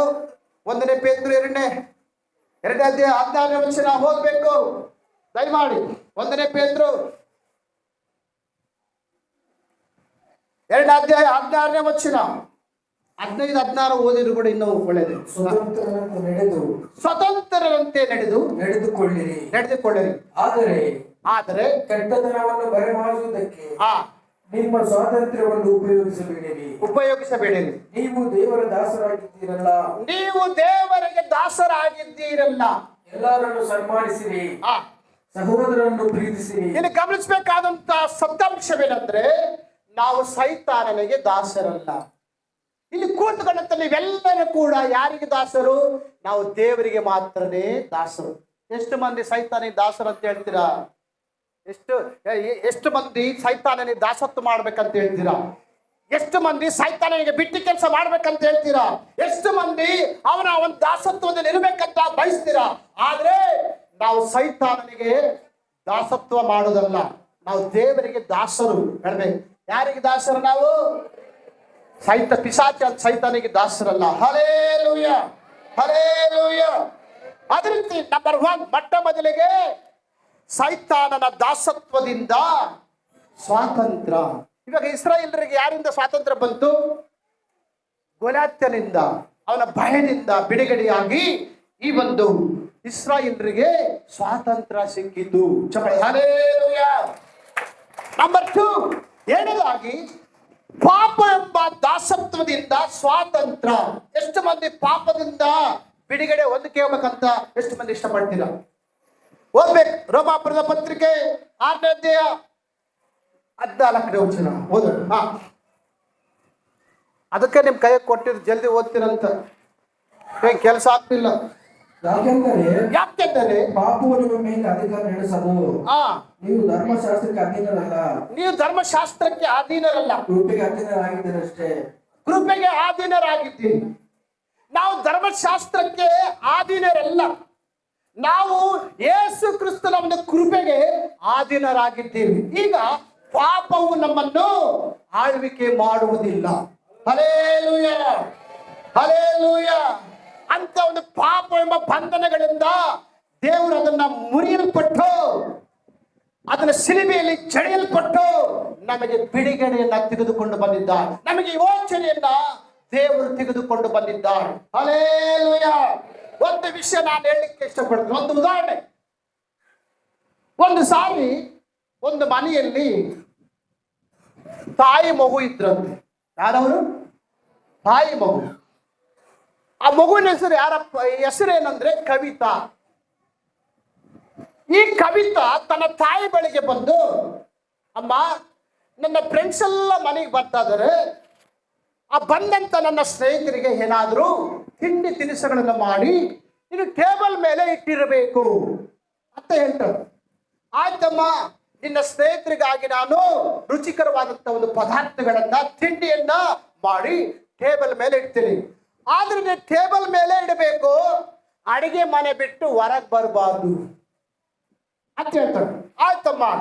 ಆಗ ಇದಕ್ಕಿದ್ದಾಗ ಈ ಕವಿತಾ ಒಂದು ಫ್ರೆಂಡ್ಸ್ ಎಲ್ಲ, ಸ್ನೇಹಿತರೆಲ್ಲ ಬಂದ್ಬಿಟ್ರು. ಬಂದವು ಆಗ ಒಬ್ರಿಗೊಬ್ರು ತಪ್ಪಿಕೊಂಡು ಆ ಒಂದು ಟೇಬಲ್ ಮೇಲೆ ಇಟ್ಟಿರುವಂತ ತಿಂಡಿ ತಿನಿಸುಗಳನ್ನ, ಚೇರ್ಸ್ ಮೇಲೆ ಕೂತ್ಕೊಂಡು ಮೇಜಿನ ಮೇಲಿರುವಂತ ತಿಂಡಿ ತಿನಿಸುಗಳನ್ನ, ಒಂದೊಂದು ತಿಂಡಿ ತಿನಿಸುಗಳನ್ನು ತಿನ್ಬೇಕಾದ್ರೆ ಒಂದು ಕಡೆ ಅನೇಕರಿಗೆ ಜಿಲಾಬಿ ಇಷ್ಟ ಆಯ್ತು, ಕೆಲವು ಮಂದಿ ಜಿಲಾಬಿ ತಿಂದ್ರು. ಇನ್ನು ಕೆಲವು ಮಂದಿಗೆ ಮೈಸೂರು ಪಾಕ್ ಇಷ್ಟ ಆಯ್ತು, ಮೈಸೂರು ಪಾಕ್ ತಿಂದ್ರು. ಇನ್ನು ಕೆಲವು ಮಂದಿಗೆ ಚಕ್ಲಿ ಇಷ್ಟ ಆಯ್ತು. ನಾನಾ ವಿಧವಾದಂತ ತಿಂಡಿ ತಿನಿಸುಗಳನ್ನು ತಿಂದು ಅದರ ರುಚಿ ನೋಡುವಾಗ ಕೊನೆಯದಾಗಿ ಅಲಸಂದೊಡಿ ತಿಂತಾರಮ್ಮ. ಏನೋಡ ತಿಂದಿದ್ರೆ ಯಾವತ್ತಲ್ಲ? ಹಲ್ಲೆಲೂಯಾ. ಆಗ ಅಲ್ಲಿರುವಂತ ಮೇಜಿನ ಮೇಲಿರುವಂತ ಅಲಸಂದು ಹೊಡಿಯನ್ನ ಎತ್ತಿಕೊಂಡು ತಿನ್ನುವಾಗ ಅವರ ನ್ಯಾಲಿಗೆಗೆ ಬಹು ರುಚಿ ಆಯ್ತಂತೆ. ರುಚಿ ಆದಾಗ, ಆಹಾ, ಅಲಸಂದಿ ಹೊಡಿ ಎಷ್ಟು ಚೆನ್ನಾಗಿದೆಯಲ್ಲ, ಇದನ್ನ ಯಾರು ಮಾಡಿದ್ದು ಅಂತ ಕೇಳುವಾಗ ಆಗ ಅಡಿಗೆ ಕೋಣೆಯಲ್ಲಿರುವಂತ ತಾಯಿ ಬಂದು, ಆ ಅಲಸಂದಿ ವಡೆ ಮಾಡಿದ್ದು ನಾನೇ ಅಂತ ಹೇಳಿದ್ರು. ಕಾರಣ ಆ ತನ್ನ ಸ್ನೇಹಿತರು ಕೇಳ್ತಿದ್ರೆ, ಕವಿತನ ಎಂತ ಈ ಅಮ್ಮ ಯಾರು ಅಂತಂದ್ರೆ, ಈ ಅಮ್ಮ ಮನೆ ಕೆಲಸದಳು ಅಂತ ಹೇಳ್ತಾರೆ. 9 ತಿಂಗಳು ಎತ್ತು ಒತ್ತು ಸಲಹಿದಂತ ತಾಯಿ, ಎತ್ತ ತಾಯಿಯನ್ನೇ ಒಬ್ಬ ಕೆಲಸದ ಆಳು ಅಂತ ತನ್ನ ಸ್ನೇಹಿತರೊಂದಿಗೆ ಪರಿಚಯ ಮಾಡ್ತಾಳೆ. ಆಗ ಆ ಒಂದು ಮಾತನ್ನು ಕೇಳಿದಂತ ತಾಯಿಗೆ, 9 ತಿಂಗಳು ಎತ್ತು ಒತ್ತು ಸಲಹಿದಂತ ತಾಯಿ ದುಃಖ ತಡ್ಕೊಳಕ್ ಆಗ್ತಾ ಇಲ್ಲ. ಆದ್ರೆ ಅಡಿಗೆ ಕೋಣೆಯೊಳಗೆ ಹೋಗಿ ದುಃಖಿಸ್ತಾ ಇದ್ದಾಳೆ, ಅಳ್ತಾ ಇದ್ದಾಳೆ, ಓಡಾಡಿ ಅಳ್ತಿರ್ಬೇಕಾದ್ರೆ ಆಗ ಕವಿತೆ ಏನ್ ಮಾಡ್ತಾಳೆ, ತನ್ನ ಸ್ನೇಹಿತರನ್ನ ಕಳಿಸಿ ತಿರುಗಿ ಮರಳಿ ಬಂದು ಅಡಿಗೆ ಕೋಣೆಯ ತಾಯಿ ಹತ್ರ ಬಂದು, ಅಮ್ಮ, ನಾನು ನಿನಗೇನು ಹೇಳಿದೆ, ತಿಂಡಿ ತಿನಿಸುಗಳನ್ನು ಮಾಡಿ ಮೇಜಿನ ಮೇಲೆ ಇಟ್ಟಿರ್ಬೇಕು, ನೀನು ಹೊರಗಡೆ ಬರಬಾರ್ದು, ನನ್ನ ಸ್ನೇಹಿತರಿಗೆ ಕಾಯಿಸ್ಕೊಳ್ಬಾರ್ದು ಅಂತ ಹೇಳಿದ್ದಲ್ಲ, ಯಾಕೆ ನೀನು ಬಂದೆ ಅಂತ ಹೇಳುವಾಗ ಆಗ ಅಂತಾಳೆ, ಅಮ್ಮ, ನನ್ನ ಒಂದು ಈ ಮುಖ ಕಪ್ಪಾಗಿದೆ, ಯಾರು ಕೂಡ ತಾಯಿ ಅಂತ ಒಪ್ಪಿಕೊಳ್ಳೋದಿಲ್ಲ ಅಂತಂದೇಳಿ ಈ ರೀತಿ ನನ್ನನ್ನ ಈ ರೀತಿಯಾಗಿ ಮಾತಾಡ್ತೀಯಲ್ಲ, ಈ ಒಂದು ಮುಖ ಯಾಕೆ ಕಪ್ಪಾಯ್ತು, ಈ ಕಪ್ಪಾಗೋದಕ್ಕೆ ಕಾರಣ ಯಾರು ಅಂತ ಇಂದಿನ ಸಂಗತಿಗಳನ್ನ, ನನ್ನ ಜೀವನದಲ್ಲಿ ನಡೆದಂತ ಒಂದು ಸತ್ಯ ಸಂಗತಿಗಳನ್ನ ನಾನು ನಿನ್ನ ಮುಂದೆ ಇಡ್ತೇನೆ, ಕೇಳು ಅಂದಾಗ, ಈಗ ಒಂದು ಕಾಲದಲ್ಲಿ ನಮಗೆ ಒಂದು ಗುಡಿಸಲು ಮನೆ ಇತ್ತು. ಆ ಗುಡಿಸಲು ಮನೆಯಲ್ಲಿ ಚಿಕ್ಕ ಮಗುವಾಗಿರುವಂತ ನಿನ್ನನ್ನ ತೊಟ್ಟಿಲಲ್ಲಿ ಹಾಕಿ ನೀರು ತೆಗೆದುಕೊಂಡು ಬರಬೇಕಂತ ಬಿಂದಿಗೆಯನ್ನು ತೆಗೆದುಕೊಂಡು ಹೋಗಿ ಬಿಂದಿಗೆಯಲ್ಲಿ ನೀರನ್ನು ಹಿಡ್ಕೊಂಡು ಬರುತ್ತಿರುವಂತ ಸಂದರ್ಭದಲ್ಲಿ ನೀರಿರುವಂತ ಮನೆಗೆ ಬೆಂಕಿ ಹತ್ತಿಕೊಂಡು ಉರಿತಾ ಇತ್ತು. ಆಗ ಉರಿಯುವಂತ ಸಂದರ್ಭದಲ್ಲಿ ನನ್ನ ಬಿಂದಿಗೆಯನ್ನು ಬಿಸಾಡಿ ಅಲ್ಲಿರುವಂತ ಅನೇಕ ಜನರನ್ನ ನಾನು ಬೇಡಿಕೊಂಡೆ, ಅಯ್ಯ ಈಗೋ ಅಣ್ಣ ಅಣ್ಣ ಈಗೋ ನನ್ನ ಮಗು ಆ ಒಂದು ಮನೆಯಲ್ಲಿದೆ, ಆ ಒಂದು ಬೆಂಕಿಯಲ್ಲಿ ಯಾತನೆ ಪಡ್ತಿದ್ದಾಳೆ, ನನ್ನ ಮಗು ಸುಟ್ಟು ಹೋಗ್ತದೆ, ಏನಾದ್ರೂ ದಯಮಾಡಿ ನಮ್ಮ ಎತ್ತಿನ ಏನಾದ್ರೂ ಸಹಾಯ ಮಾಡ್ರಿ, ಹೆಲ್ಪ್ ಮಾಡ್ರಿ ಅಂತ ಕೂಗಿಕೊಂಡ್ರು. ಯಾರು ಕೂಡ ಉರಿಯುವಂತ ಒಂದು ಬೆಂಕಿಯಲ್ಲಿ ಒಳಗಡೆ ಪ್ರವೇಶ ಮಾಡಿ ಆ ಮಗುವನ್ನು ಕಾಪಾಡ್ಲಿಕ್ಕೆ ಮುಂದೆ ಬರಲಿಲ್ಲ.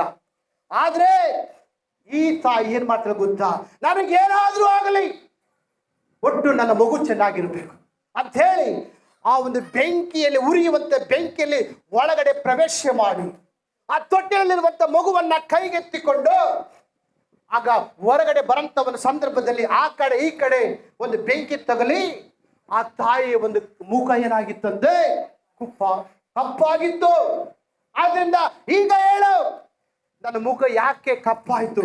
ಈ ಒಂದು ಹಾಳಾದ ಮುಖವನ್ನು ನೋಡ್ಲಿಕ್ಕೆ ನೀನು ಇಷ್ಟಪಡ್ತಿಲ್ಲಲ್ಲ, ನಿನ್ನ ಫ್ರೆಂಡ್ಸಿಗೆ ಸ್ವತ್ತು ತಾಯಿ ತಿಳ್ಕೊಳ್ತೀಯಲ್ಲ, ಈಗ ಈ ಮುಖ ಕಪ್ಪಾಗಲಿಕ್ಕೆ ಯಾರು ಕಾರಣ ಹೇಳು ಅಂತಂದಾಗ ಆಗ ಹೇಳ್ತಾಳೆ, ಆಗ ಅಮ್ಮ ನನಗೋಸ್ಕರ ನನ್ನ ಪ್ರಾಣವನ್ನು ರಕ್ಷಿಸುವುದಕ್ಕಾಗಿ ನನ್ನ ಪ್ರಾಣವನ್ನು ಕಾಪಾಡುವುದಕ್ಕಾಗಿ ಇಂಥ ಒಂದು ತ್ಯಾಗವನ್ನು ಮಾಡಿದೀಯಾ, ಅದರಿಂದಲೇ ನಿನ್ನ ಮುಖ ಹಿಂಗಾಯ್ತಾ?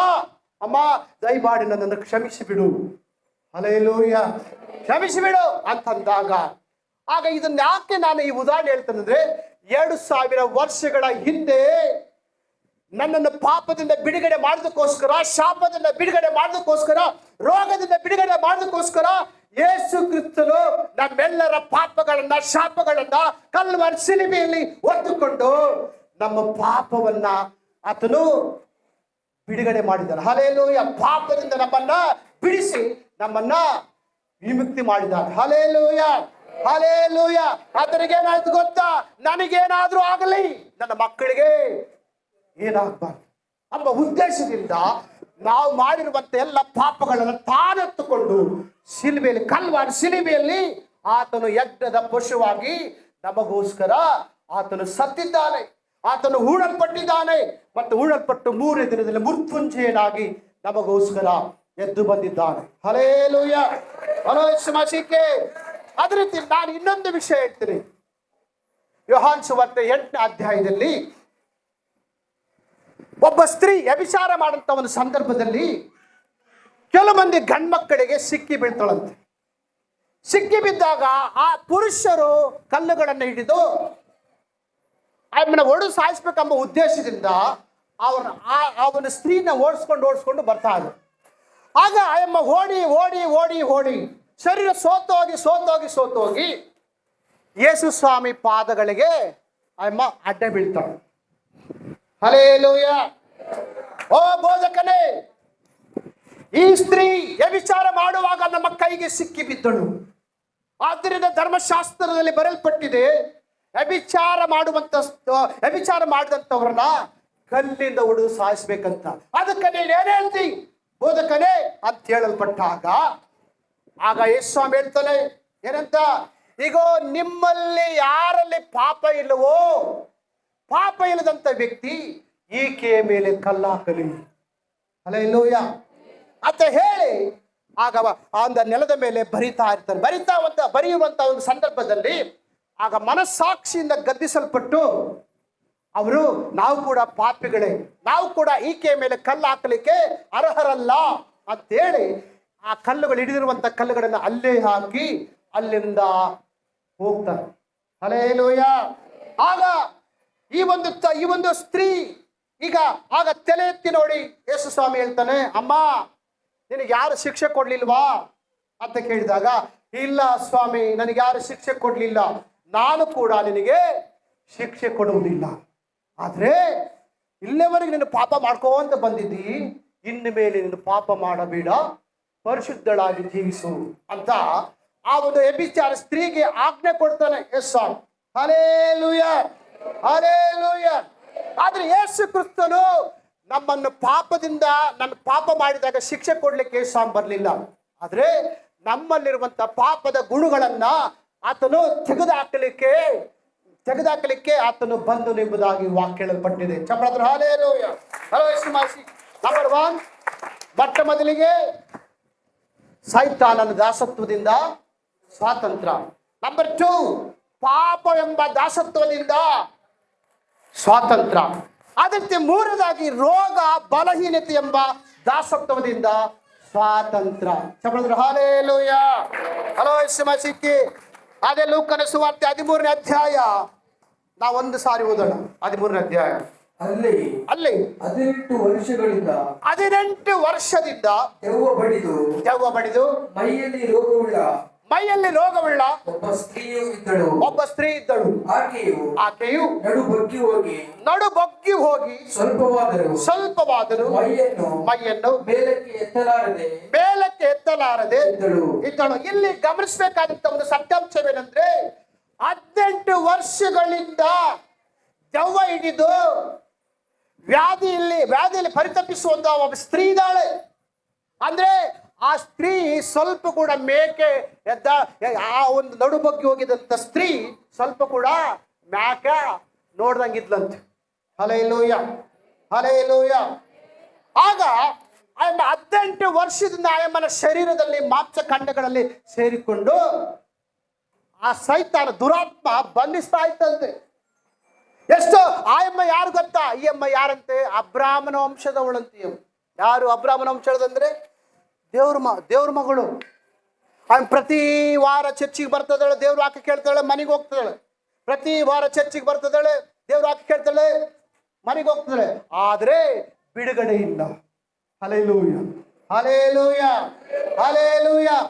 ಆಗ ಈ ಒಂದು ಸ್ತ್ರೀ ಆ ಒಂದು ಸ್ತ್ರೀ ಬಳಿಗೆ ಹೋಗಿ ಯೇಸು ಕ್ರಿಸ್ತನು, ಅಮ್ಮ ಎಷ್ಟೋ ವರ್ಷಗಳಿಂದ ನೀನು ನಡು ಬಗ್ಗಿ ಹೋಗಿ ನಿನ್ನಲ್ಲಿರುವಂತ ದುರಾತ್ಮ ನಿನ್ನನ್ನು ಆ ರೀತಿಯಾಗಿ ಮಾಡಿದೆ, ಆದ್ದರಿಂದ ಅಂತಂದೇಳಿ ಆ ಒಂದು ತಾಯಿಯನ್ನ ಹತ್ರಕ್ಕೆ ಕರೆದು ಆ ಒಂದು ಬಗ್ಗಿ ಹೋದಂತ ಒಂದು ನಡುವಿನ ಮೇಲೆ ತನ್ನ ಹಸ್ತವನ್ನಿಟ್ಟಾಗ ಇದ್ದಕ್ಕಿದ್ದಾಗೆ ಆ ಸ್ತ್ರೀ ನೆಟ್ಟಗಾದಳು.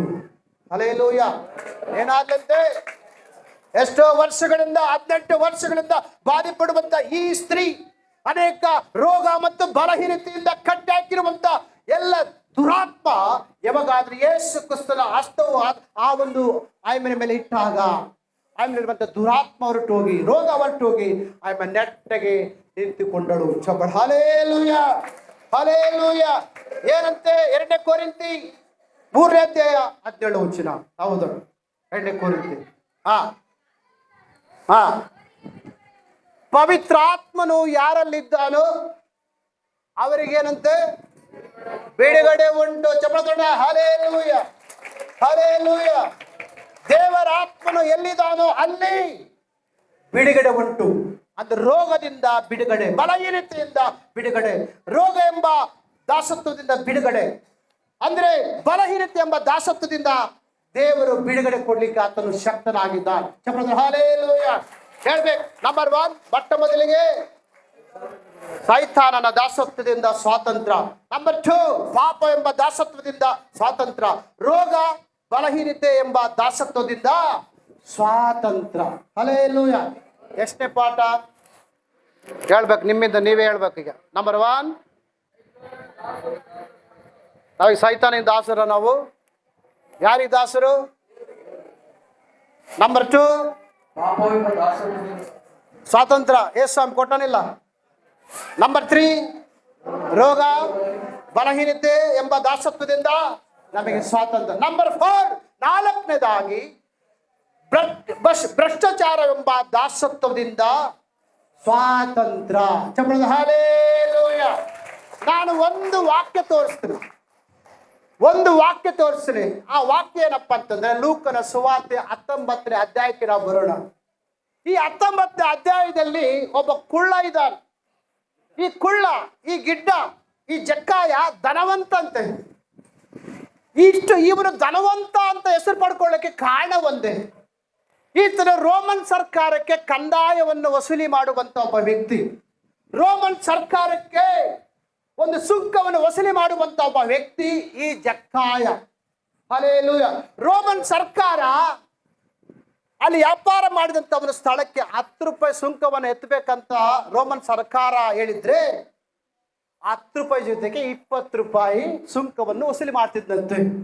ರೋಮನ್ ಸರ್ಕಾರ ಎಷ್ಟು ಹೇಳ್ಬೇಕು, 10 ರೂಪಾಯಿ ಸುಂಕ ವಸೂಲಿ ಮಾಡ್ಬೇಕಂತಿದ್ರೆ ಅದ್ರ ಜೊತೆಗೆ ಇವನೇನ್ ಮಾಡ್ತಿದ್ದ, 20 ರೂಪಾಯಿ ಕಸಿತಿದ್ದಂತೆ ಜನಗಳಿಂದ. ಇಲ್ಲಿ 10 ರೂಪಾಯಿ ರೋಮನ್ ಸರ್ಕಾರಕ್ಕೆ, 10 ರೂಪಾಯಿ ತನ್ನ ಜೋಬಿಗೆ. 10 ರೂಪಾಯಿ ರೋಮನ್ ಸರ್ಕಾರಕ್ಕೆ, 10 ರೂಪಾಯಿ ತನ್ನ ಜೋಬಿಗೆ. ಈ ರೀತಿಯಾಗಿ ಅವನು ಒಂದು ಕಡೆ ರೋಮನ್ ಸರ್ಕಾರದವರು ಕೊಡುವಂತ ಸಂಬಳ ಮತ್ತು ಈ ಲಂಚದಿಂದ ಅವನು ದೊಡ್ಡ ಧನವಂತ ಅಂತ ಹೆಸರು ಪಡ್ಕೊಂಡಿದ್ದಂತೆ. ಹಲ್ಲೆಲೂಯಾ. ಅಂದ್ರೆ ಧನವಂತ ಎನ್ನುವಂತ ಹೆಸರು ಮಾತ್ರ ಇದೆ. ಈ ಕುಳ್ಳನಾಗಿರುವಂತ ಧನವಂತನಾಗಿರುವಂತ ಈ ವ್ಯಕ್ತಿಗೆ ಕೂತ್ಕೊಂಡ್ರು ಸಮಾಧಾನ ಇಲ್ಲ, ನಿಂತ್ಕೊಂಡ್ರು ಸಮಾಧಾನ ಇಲ್ಲ. ಸಮಾಧಾನ ಇಲ್ಲದೆ ಅವನು ಪರಿತಪಿಸುವಾಗ ಒಂದು ಸಾರಿ ಯೆರಿಕೋ ಪಟ್ಟಣದಲ್ಲಿ ಯೇಸು ಕ್ರಿಸ್ತನ ಬಗ್ಗೆ ಆ ಯೆರಿಕೋ ಪಟ್ಟಣದ ಪ್ರಜೆಗಳು ಮಾತಾಡ್ಕೊಳ್ತಿದ್ದಾರೆ. ಏನಂತ? ಆಗ ಈ ಒಂದು ಕುಳ್ಳನಾಗಿರುವಂತ ಈ ಒಂದು ಭ್ರಷ್ಟಾಚಾರ ಮಾಡುವಂತ ಈ ಕುಳ್ಳ ವ್ಯಕ್ತಿ ಒಂದು ಸಾರಿ ಯಾಕೆ ಈ ಒಂದು ಯೆರಿಕೋ ಪಟ್ಟಣದಲ್ಲಿ ಇಷ್ಟಾಗಿ ಗುಂಪಾಗಿ ಮಾತಾಡ್ಕೊಳ್ತಾರಲ್ಲ, ಯಾರ ಕುರಿತಾಗಿ ಮಾತಾಡ್ಕೊಳ್ತಾರೆ? ಇಲ್ಲ ಒಬ್ಬ ರಾಜಕೀಯ ವ್ಯಕ್ತಿ ಬಗ್ಗೆ ಮಾತಾಡ್ತಾರ, ಯಾರ ಬಗ್ಗೆ ಮಾತಾಡ್ತಾರ ಅಂತಂದು ಹೇಳಿ ಈ ಕುಳ್ಳ 10 ಮಂದಿ ಮಾತಾಡ್ತಿದ್ರೆ ಹೋಗಿ ಒಂದು ಕಿವಿ ಇಡ್ತಾರ. ಆದ್ರೆ ಅಲ್ಲಿ ಮಾತಾಡಂತ ವಿಷಯ ಯಾರ ಬಗ್ಗೆ ಮಾತಾಡಿದ್ರೆ ನಜರೇತಿನ ಯೇಸುವಿನ ಬಗ್ಗೆ ಮಾತಾಡ್ತಿದ್ರಂತೆ. ಆಗ ತನ್ನಲ್ಲಿ ತಾನು ಅಂದ್ಕೊಳ್ತಾನೆ, ಈತನ ಬಗ್ಗೆ ಇಷ್ಟಾಗಿ ಮಾತಾಡ್ಬೇಕಾದ್ರೆ ಈತನು ಯಾರು? ಈತನ ಬಗ್ಗೆ ಈ ಯೆರಿಕೋ ಜನರು, ಈ ಪ್ರಜೆಗಳು ಇಷ್ಟಾಗಿ ಮಾತಾಡ್ಕೊಳ್ತಾ ಇದ್ರೆ ಈತನು ಯಾರು? ಈತನ ನೋಡ್ಲೇಬೇಕು ಅಂತೇಳಿ ಒಂದು ಆಸೆ ಇಟ್ಕೊಳ್ತಾರಂತೆ. ಯಾರು? ಜಕ್ಕಾಯ್ ಅಂದ್ರೆ ಒಂದು ನಿರೀಕ್ಷೆ. ಆತ ನೋಡ್ಬೇಕು, ನನಗೆ ಎಷ್ಟು ಕಷ್ಟ ಆದ್ರೂ ಪರವಾಗಿಲ್ಲ, ನಾನು ಯೇಸುವನ್ನು ನೋಡಬೇಕು. ಹಲ್ಲೆಲೂಯಾ. ಆಗ ಯೇಸು ಸ್ವಾಮಿ ಒಂದು ಯೆರಿಕೋ ಒಂದು ಪಟ್ಟಣದ ಬೀದಿಗಳಲ್ಲಿ ನಡ್ಕೊಂಡು ಬರ್ತಿರ್ಬೇಕಾದ್ರೆ ಈ ಕುಳ್ಳನಾಗಿರುವಂತ ಈ ಜಕ್ಕಾಯ ಇವನು ಎತ್ತರವಾಗಿ ಬೆಳೆದಿಲ್ಲ. ಆದ್ರೆ ಅವನು ಎತ್ತರವಾಗಿದ್ದಂತ ಜನರು ಯೇಸು ಸ್ವಾಮಿ ಬಂದು ನಿಂತ್ಕೊಂಡಾಗ ಇವನಿಗೆ ಸಂಪೂರ್ಣವಾಗಿ ಯೇಸು ಸ್ವಾಮಿ ಮುಖ ನೋಡಕ್ ಆಗ್ಲಿಲ್ಲ. ಈ ಅವಕಾಶ ಆದ್ರೆ ಏನಂತ ಇನ್ನು ಮತ್ತೊಂದು ಅವಕಾಶವನ್ನು ನಾನು ಏರ್ಪಾಡು ಮಾಡಿಕೊಳ್ಳೋಣ ಅಂತಂದೇಳಿ ಆಗ ಅದೇ ಬೀದಿಯಲ್ಲಿ ಹೋಗಿ ಒಂದು ಆಲ್ದ ಮರ ಹತ್ಕೊಳ್ತಾರಂತೆ. ಹಲ್ಲೆಲೂಯಾ. ಯಾವ ಮರ ಹತ್ತಾನೆ? ಎಷ್ಟು ಮಂದಿ ನೋಡಿರ ಆಲ್ದ ಮರ? ನೋಡಿದಿರ? ಆ ಆಲ್ದ ಮರದಾಗ ಏನಿರ್ತಾವೆ ಹೇಳ್ರಿ? ಆಲ್ದ ಕಾಯಿ ಇದ್ದಾಗ ಹಸಿರು, ದ್ವಾರಗಾಯಿ ಇದ್ದಾಗ ಕೆಂಪು, ಹಣ್ಣಾದಾಗ ಕರ್ರಗಾಗ್ಬಿಡ್ತದೆ. ಎಷ್ಟು ಮಂದಿ ನೋಡಿದಿರ? ಆದ್ರೆ ಜಕ್ಕಾಯನು ಈ ಆ ಯೆರಿಕೋ ಪಟ್ಟಣದ ಒಂದು ಪ್ರಜೆಗಳು ಎತ್ತರವಾಗಿದ್ದು ಇವನು ಕುಳ್ಳ ಆಗಿದ್ದ. ನೇರವಾಗಿ ಯೇಸು ಕ್ರಿಸ್ತನ ಮುಖವನ್ನು ನೋಡ್ಲಿಕ್ಕೆ ಅವನಿಂದ ಆಗ್ಲಿಲ್ಲ. ಆದ್ರಿಂದ ಇನ್ನೊಂದು ಅವಕಾಶವನ್ನ ಅವನು ಮಾಡಿಕೊಂಡ. ಏನಂತೆ? ಆ ಒಂದು ಮರವನ್ನ ಹತ್ತಾನೆ. ಆದ್ರೆ ಈ ಮರನ ಎತ್ತಬೇಕಂದ್ರೆ ಕೆಲವೊಂದು ವಿಷಯಗಳು ಮರ್ತು ಹೋಗ್ಬೇಕು. ಜಕ್ಕಾಯ ಏನಂತೆ? ಏನ್ ಮರ್ತು ಹೋಗ್ಬೇಕು ಅಂದ್ರೆ ಆ ಮರ ಹತ್ಬೇಕಾದ್ರೆ ನಾನು ಧನವಂತ ಅಂತ ಅಂದ್ಕೊಂಡ್ರೆ ಇವನು ಮರ ಹತ್ತಾನ? ನಾನು ಸರ್ಕಾರದ ಉದ್ಯೋಗಿ ಕೈ ತುಂಬ ಸಂಬಳ ಬರ್ತದೆ ಅನ್ನುವಂತ ಒಂದು ಆಲೋಚನೆ ಬಂದ್ರೆ ಈ ಜಕ್ಕಾಯ ಹತ್ತಾನ. ಯಾರಾದ್ರೂ ಸರ್ಕಾರಿ ಉದ್ಯೋಗದಲ್ಲಿದ್ದಂಥವ್ರು ಕೈ ತುಂಬ ಸಂಬಳ ಬರುತ್ತರು ಉಂಟೆ ಚಿಗುರಿಗೋಸ್ಕರ ಮರ ಹತ್ತಾರ? ಅವನಿಗೇನು ಕಡಿಮೆ? ಕೈ ತುಂಬ ಸಂಬಳ ಬರ್ತದೆ. ಯಾರಿಗಾನ ಒಂದು 20 ರೂಪಾಯಿ ಕೊಟ್ರೆ ಚಿಗುರು ತಗೊಂಡ್ಬಂದು ಕೊಡ್ತಾರೆ. ಮತ್ತೆ ಈ ಧನವಂತ ಒಂದು ವೇಳೆ ನಾನು ಧನವಂತ ಐಶ್ವರ್ಯವಂತ ಅಂತ ಒಂದು ಆಲೋಚನೆ ಬಂದ್ರೆ ಮರ ಹತ್ತಾನ. ಅಂದ್ರೆ ನಾನು ಧನವಂತ ಅನ್ನುವಂತ ಆಲೋಚನೆ ಮರ್ತೋಗ್ಬೇಕು ಜಕ್ಕಾಯ. ಇನ್ನೊಂದು, ಆ ಜನರು, ಒಂದು ಗುಂಪಿನ ಜನರು ಅವನ ಬಗ್ಗೆ ಕೆಟ್ಟದಾಗಿ ಮಾತಾಡ್ತಿದ್ದಾರೆ.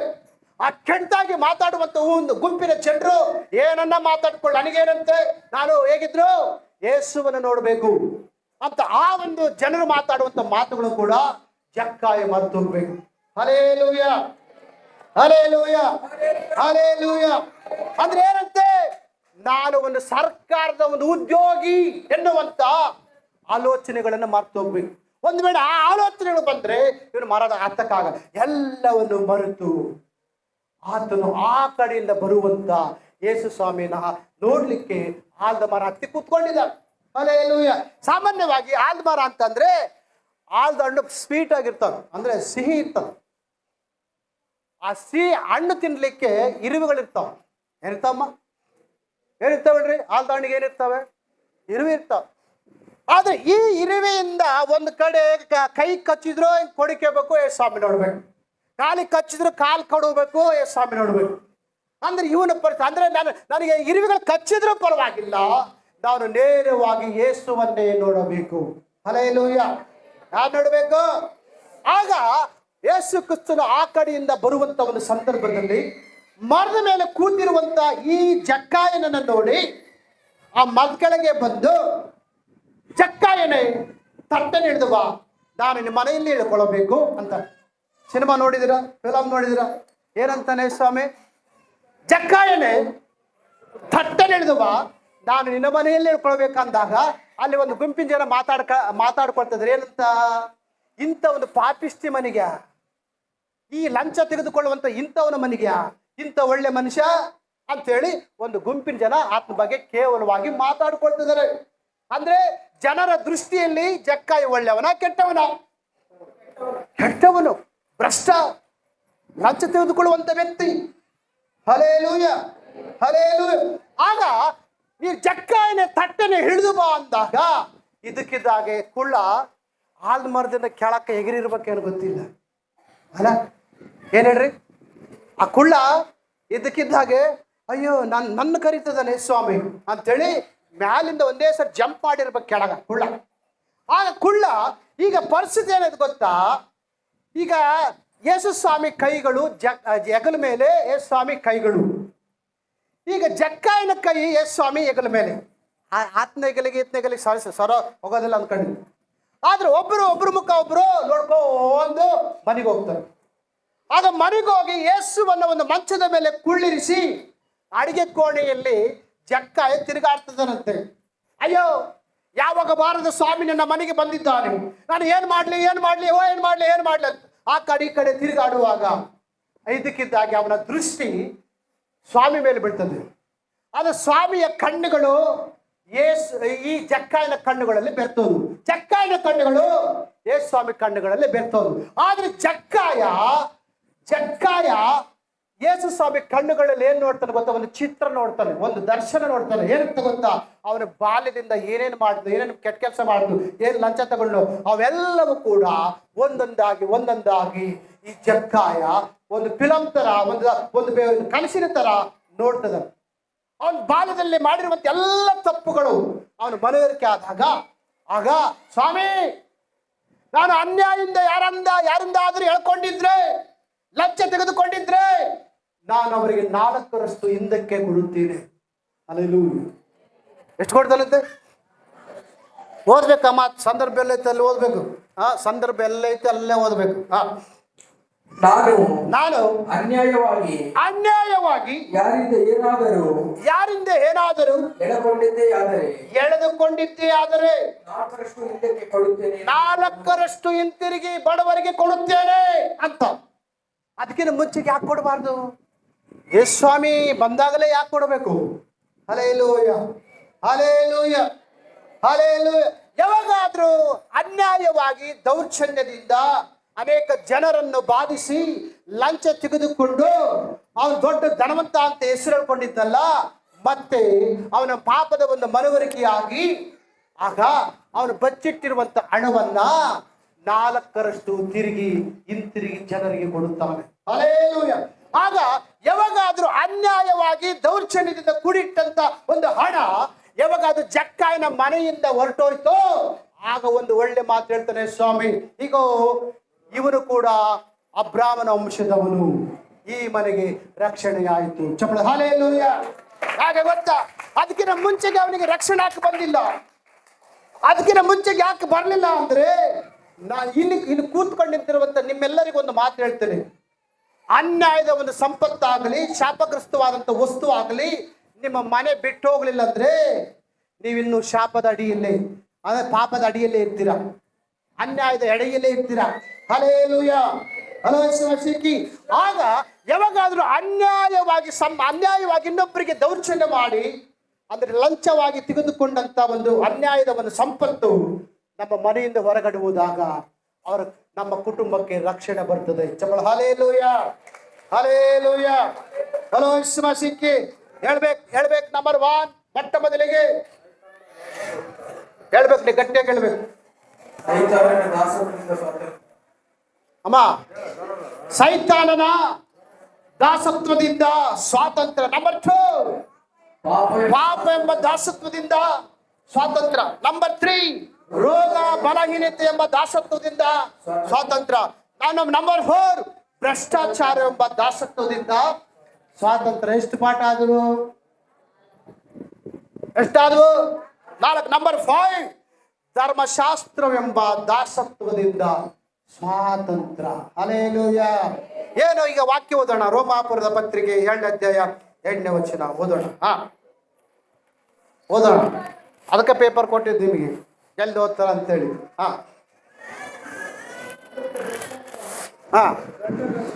ಕೇಳಿಸ್ತಿಲ್ಲ? ಯಾರಿಗೆ ಕೇಳಿಸ್ತಿಲ್ಲ? ಗಂಡನು ಜೀವನದಲ್ಲಿರುವ ತನಕ ಹೆಂಡತಿಯು ಪ್ರಕಾರ ಅವರಿಗೆ ಬದ್ಧಳಾಗಿರ್ತಾಳೆ.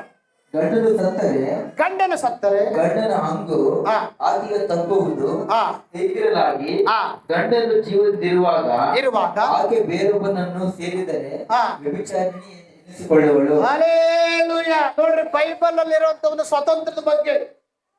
ಈಗ ನಮ್ಮ ಒಂದು ಭಾರತ ದೇಶದಲ್ಲಿ ಮದುವೆ ಮಾಡಿಕೊಂಡು ಇದಕ್ಕಿದ ಗಂಡ ಸತ್ತೋದ್ರೆ ಇನ್ನೊಂದು ಮದುವೆ ಮಾಡಕ್ಕೆ ಇಷ್ಟಪಡಲ್ಲ. ಕಾರಣ ಏನು? ಅಮ್ಮ, ಗಂಡ ಸತ್ತೋಗೇನೆ ವಿಧಿವಿಯಾಗೇ ಇರ್ಬೇಕಂತ ನಮ್ಮ ಭಾರತ ದೇಶದ ಒಂದು ಸಂಪ್ರದಾಯ, ಒಂದು ಪದ್ಧತಿಗಳಲ್ಲಿ ಅವನು ಮದುವೆ ಮಾಡ್ಕೊಳ್ದಂಗೆ ಬಿಟ್ಬಿಡ್ತಾರೆ. ಇಲ್ಲಿ ವಾಕ್ಯ ನಮಗೆ ಹೇಳಲ್ಪಟ್ಟಿದೆ, ಯಾರಾದ್ರೂ ಗಂಡ ಇರೋವರೆಗೂ ಆತನ ಮಾತು ಕೇಳ್ಬೇಕು. ಹಲ್ಲೆಲೂಯಾ. ಆದ್ರೆ ಗಂಡ ಇರುವಾಗ ಇನ್ನೊಬ್ಬರ ಹತ್ರ ಆಯಮ್ಮ ಸಂಸಾರ ಮಾಡ್ಲಿಕ್ಕೆ ದೇವ್ರಿಗೆ ಇಷ್ಟ ಇಲ್ಲ. ಆದ್ರೆ ಯಾವಾಗಾದ್ರೂ ಗಂಡ ಸತ್ತೋನು ಈಗ ಆಯಮ್ಮಿಗೆ ಸ್ವತಂತ್ರ ಬಂತು. ಹೆಂಗೆ ಅಂದ್ರೆ ಆಯಮ್ಮ ಶರೀರ ಆಸೆಗಳು ತಟ್ಕೊಳ್ಳಾರ್ದೆ ಆಯಮ್ಮ ಇನ್ನೊಂದು ಮದುವೆ ಮಾಡ್ಕೊಳ್ಳಿಕ್ಕೆ ಸ್ವತಂತ್ರ ಇದೆ. ಹಲ್ಲೆಲೂಯಾ. ಹಲೋ ಯೇಸುಮಸಿಕೆ. ಹಲೋ ಯೇಸುಮಸಿಕೆ. ಈಗ ಅದಕ್ಕೆ ಉದಾಹರಣೆ, ಒಳ್ಳೆ ಉದಾಹರಣೆ ಯಾರು ಗೊತ್ತಾ? ರೂತ. ಎಷ್ಟು ಮಂದಿ ಗೊತ್ತು ರೂತ? ಈ ರೂತಮ್ಮಗೆ ಮೊದ್ಲು ಗಂಡ ಸತ್ತೋಗ್ಬಿಟ್ಟ, ಹೌದಿಲ್ಲ? ಗಂಡ ಸತ್ತೋದ್ಮೇಲೆ ತನ್ನ ಅತ್ತೆ ಹಿಂಬಾಲಿಸ್ತಾಳೆ ರೂತ. ಆಗ ಅತ್ತೆ ಹೇಳ್ತಾಳೆ, ಅಮ್ಮ, ನನ್ನ ಹಿಂದೆ ಬಂದು ನೀ ಏನ್ ಸುಖ ಪಡ್ತೀನಿ, ನೀನು ಹಿಂತಿರುಗಿ ನಿನ್ನ ತವ್ರ ಮನೆಗೆ ಹೋಗು, ಸುಖವಾಗಿರು ಅಂತ ಹೇಳಿದ್ರೆ ರೂತ ಮಾತು ಕೇಳ್ತಿಲ್ಲ. ಅತ್ತೆ, ನಿನಗೆ ವಯಸ್ಸಾಗೈತೆ, ನಿನಗೇನನ್ನ ಅನಾರೋಗ್ಯ ಬಂದು ನೀನು ನೋಡ್ಕೊಳ್ಳೋರು ಬೇಕಲ್ಲ. ಅವಳಂತೂ ಹುಚ್ಚಿ, ನಾನೆಲ್ದ ಅವಳು ಹೋಗ್ಬಿಟ್ಲು ತವ್ರ ಮನೆಗೆ. ನಾನು ಯಾಕೆ ಹೋಗ್ಲಿ? ನಿನಗೆ ವಯಸ್ಸಾಗೈತೆ, ಈ ವೃದ್ಧಾಪ್ಯದಲ್ಲಿ ನಾನು ನಿನ್ನ ನೋಡ್ಕೋಬೇಕು, ನಿನ್ನ ಯೋಗಕ್ಷೇಮ ನಾನು ನೋಡಬೇಕು, ನಾನು ಬೇಡ ಅಂತ ಮಾತ್ರ ಹೇಳ್ಬೇಡ ಅಂಥೇಳಿ. ಆಗ ಎಷ್ಟು ಅತ್ತೆ ಹೇಳಿದ್ರು ಕೂಡ ರೂತ ಅತ್ತೆಯನ್ನು ಹಿಂಬಾಲಿಸ್ತದಳು. ಹಲ್ಲೆಲೂಯಾ. ಅತ್ತೆಯನ್ನು ಹಿಂಬಾಲಿಸಿದಾಗ ಆ ಒಂದು ಬೇತ್ಲೆಹೇಮ್ ಪ್ರಾಂತದಲ್ಲಿ ಸ್ವಲ್ಪ ದಿನ ಅವರಿಗೆ ಕಷ್ಟ ಇರ್ತದೆ. ಕಷ್ಟ ಇದ್ದಾಗ ಆಗ ಒಂದು ಸಮಯ ಬರ್ತದೆ. ಏನ್ ಸಮಯ ಗೊತ್ತಾ? ದೊಡ್ಡ ಒಂದು ಆಸ್ತಿವಂತನನ್ನ ಮದುವೆ ಮಾಡಿಕೊಳ್ಳುವಂತ ಒಂದು ಶ್ರೇಷ್ಠ ಕೃಪೆ ಯಾರಿಗೆ? ರೂತಮಿಗೆ ಬಂದಾಗ ಆಗ ಆ ಒಂದು ಭೋಜ ಎನ್ನುವಂತ ಒಂದು ಪುರುಷನ ಸಂಗಡ ಈ ರೂತಮ್ಮನ ಮದುವೆ ಆಗುತ್ತೆ. ಮದುವಾಗಿ ಅನೇಕ ಮಂದಿಗೆ ಮಕ್ಕಳನ್ನ ಹೆರ್ತಾಳಂತ ವಾಕ್ಯಲ್ಪಟ್ಟಿದೆ. ಎಂದು ಅದೇ ರೂತಮ್ಮನ ವಂಶಾವಳಿಯಲ್ಲಿಯೇ ನೀನು ಆರಾಧಿಸುವಂತ ಯೇಸು ಕ್ರಿಸ್ತನ ಹುಟ್ಟಿ ಬಂದಿದ್ದು. ಹಲ್ಲೆಲೂಯಾ. ಹಲ್ಲೆಲೂಯಾ. ಹಲ್ಲೆಲೂಯಾ. ಕಾರಣ ನಾನು ಯಾಕೆ ಇದನ್ನು ಹೇಳ್ತೇನೆ ಅಂತಂದ್ರೆ, ಗಂಡ ಸತ್ತಂತ ಆ ಸ್ತ್ರೀಗೆ ಈಗ ಗಂಡ ಇರುವವರೆಗೂ ಗಂಡನಿಗೆ ಇನ್ನೇನ್ ಮಾಡ್ಬೇಕು? ಬದ್ಧಳಾಗಿರ್ಬೇಕು, ನ್ಯಾಯಬದ್ಧವಾಗಿ ಇರ್ಬೇಕು.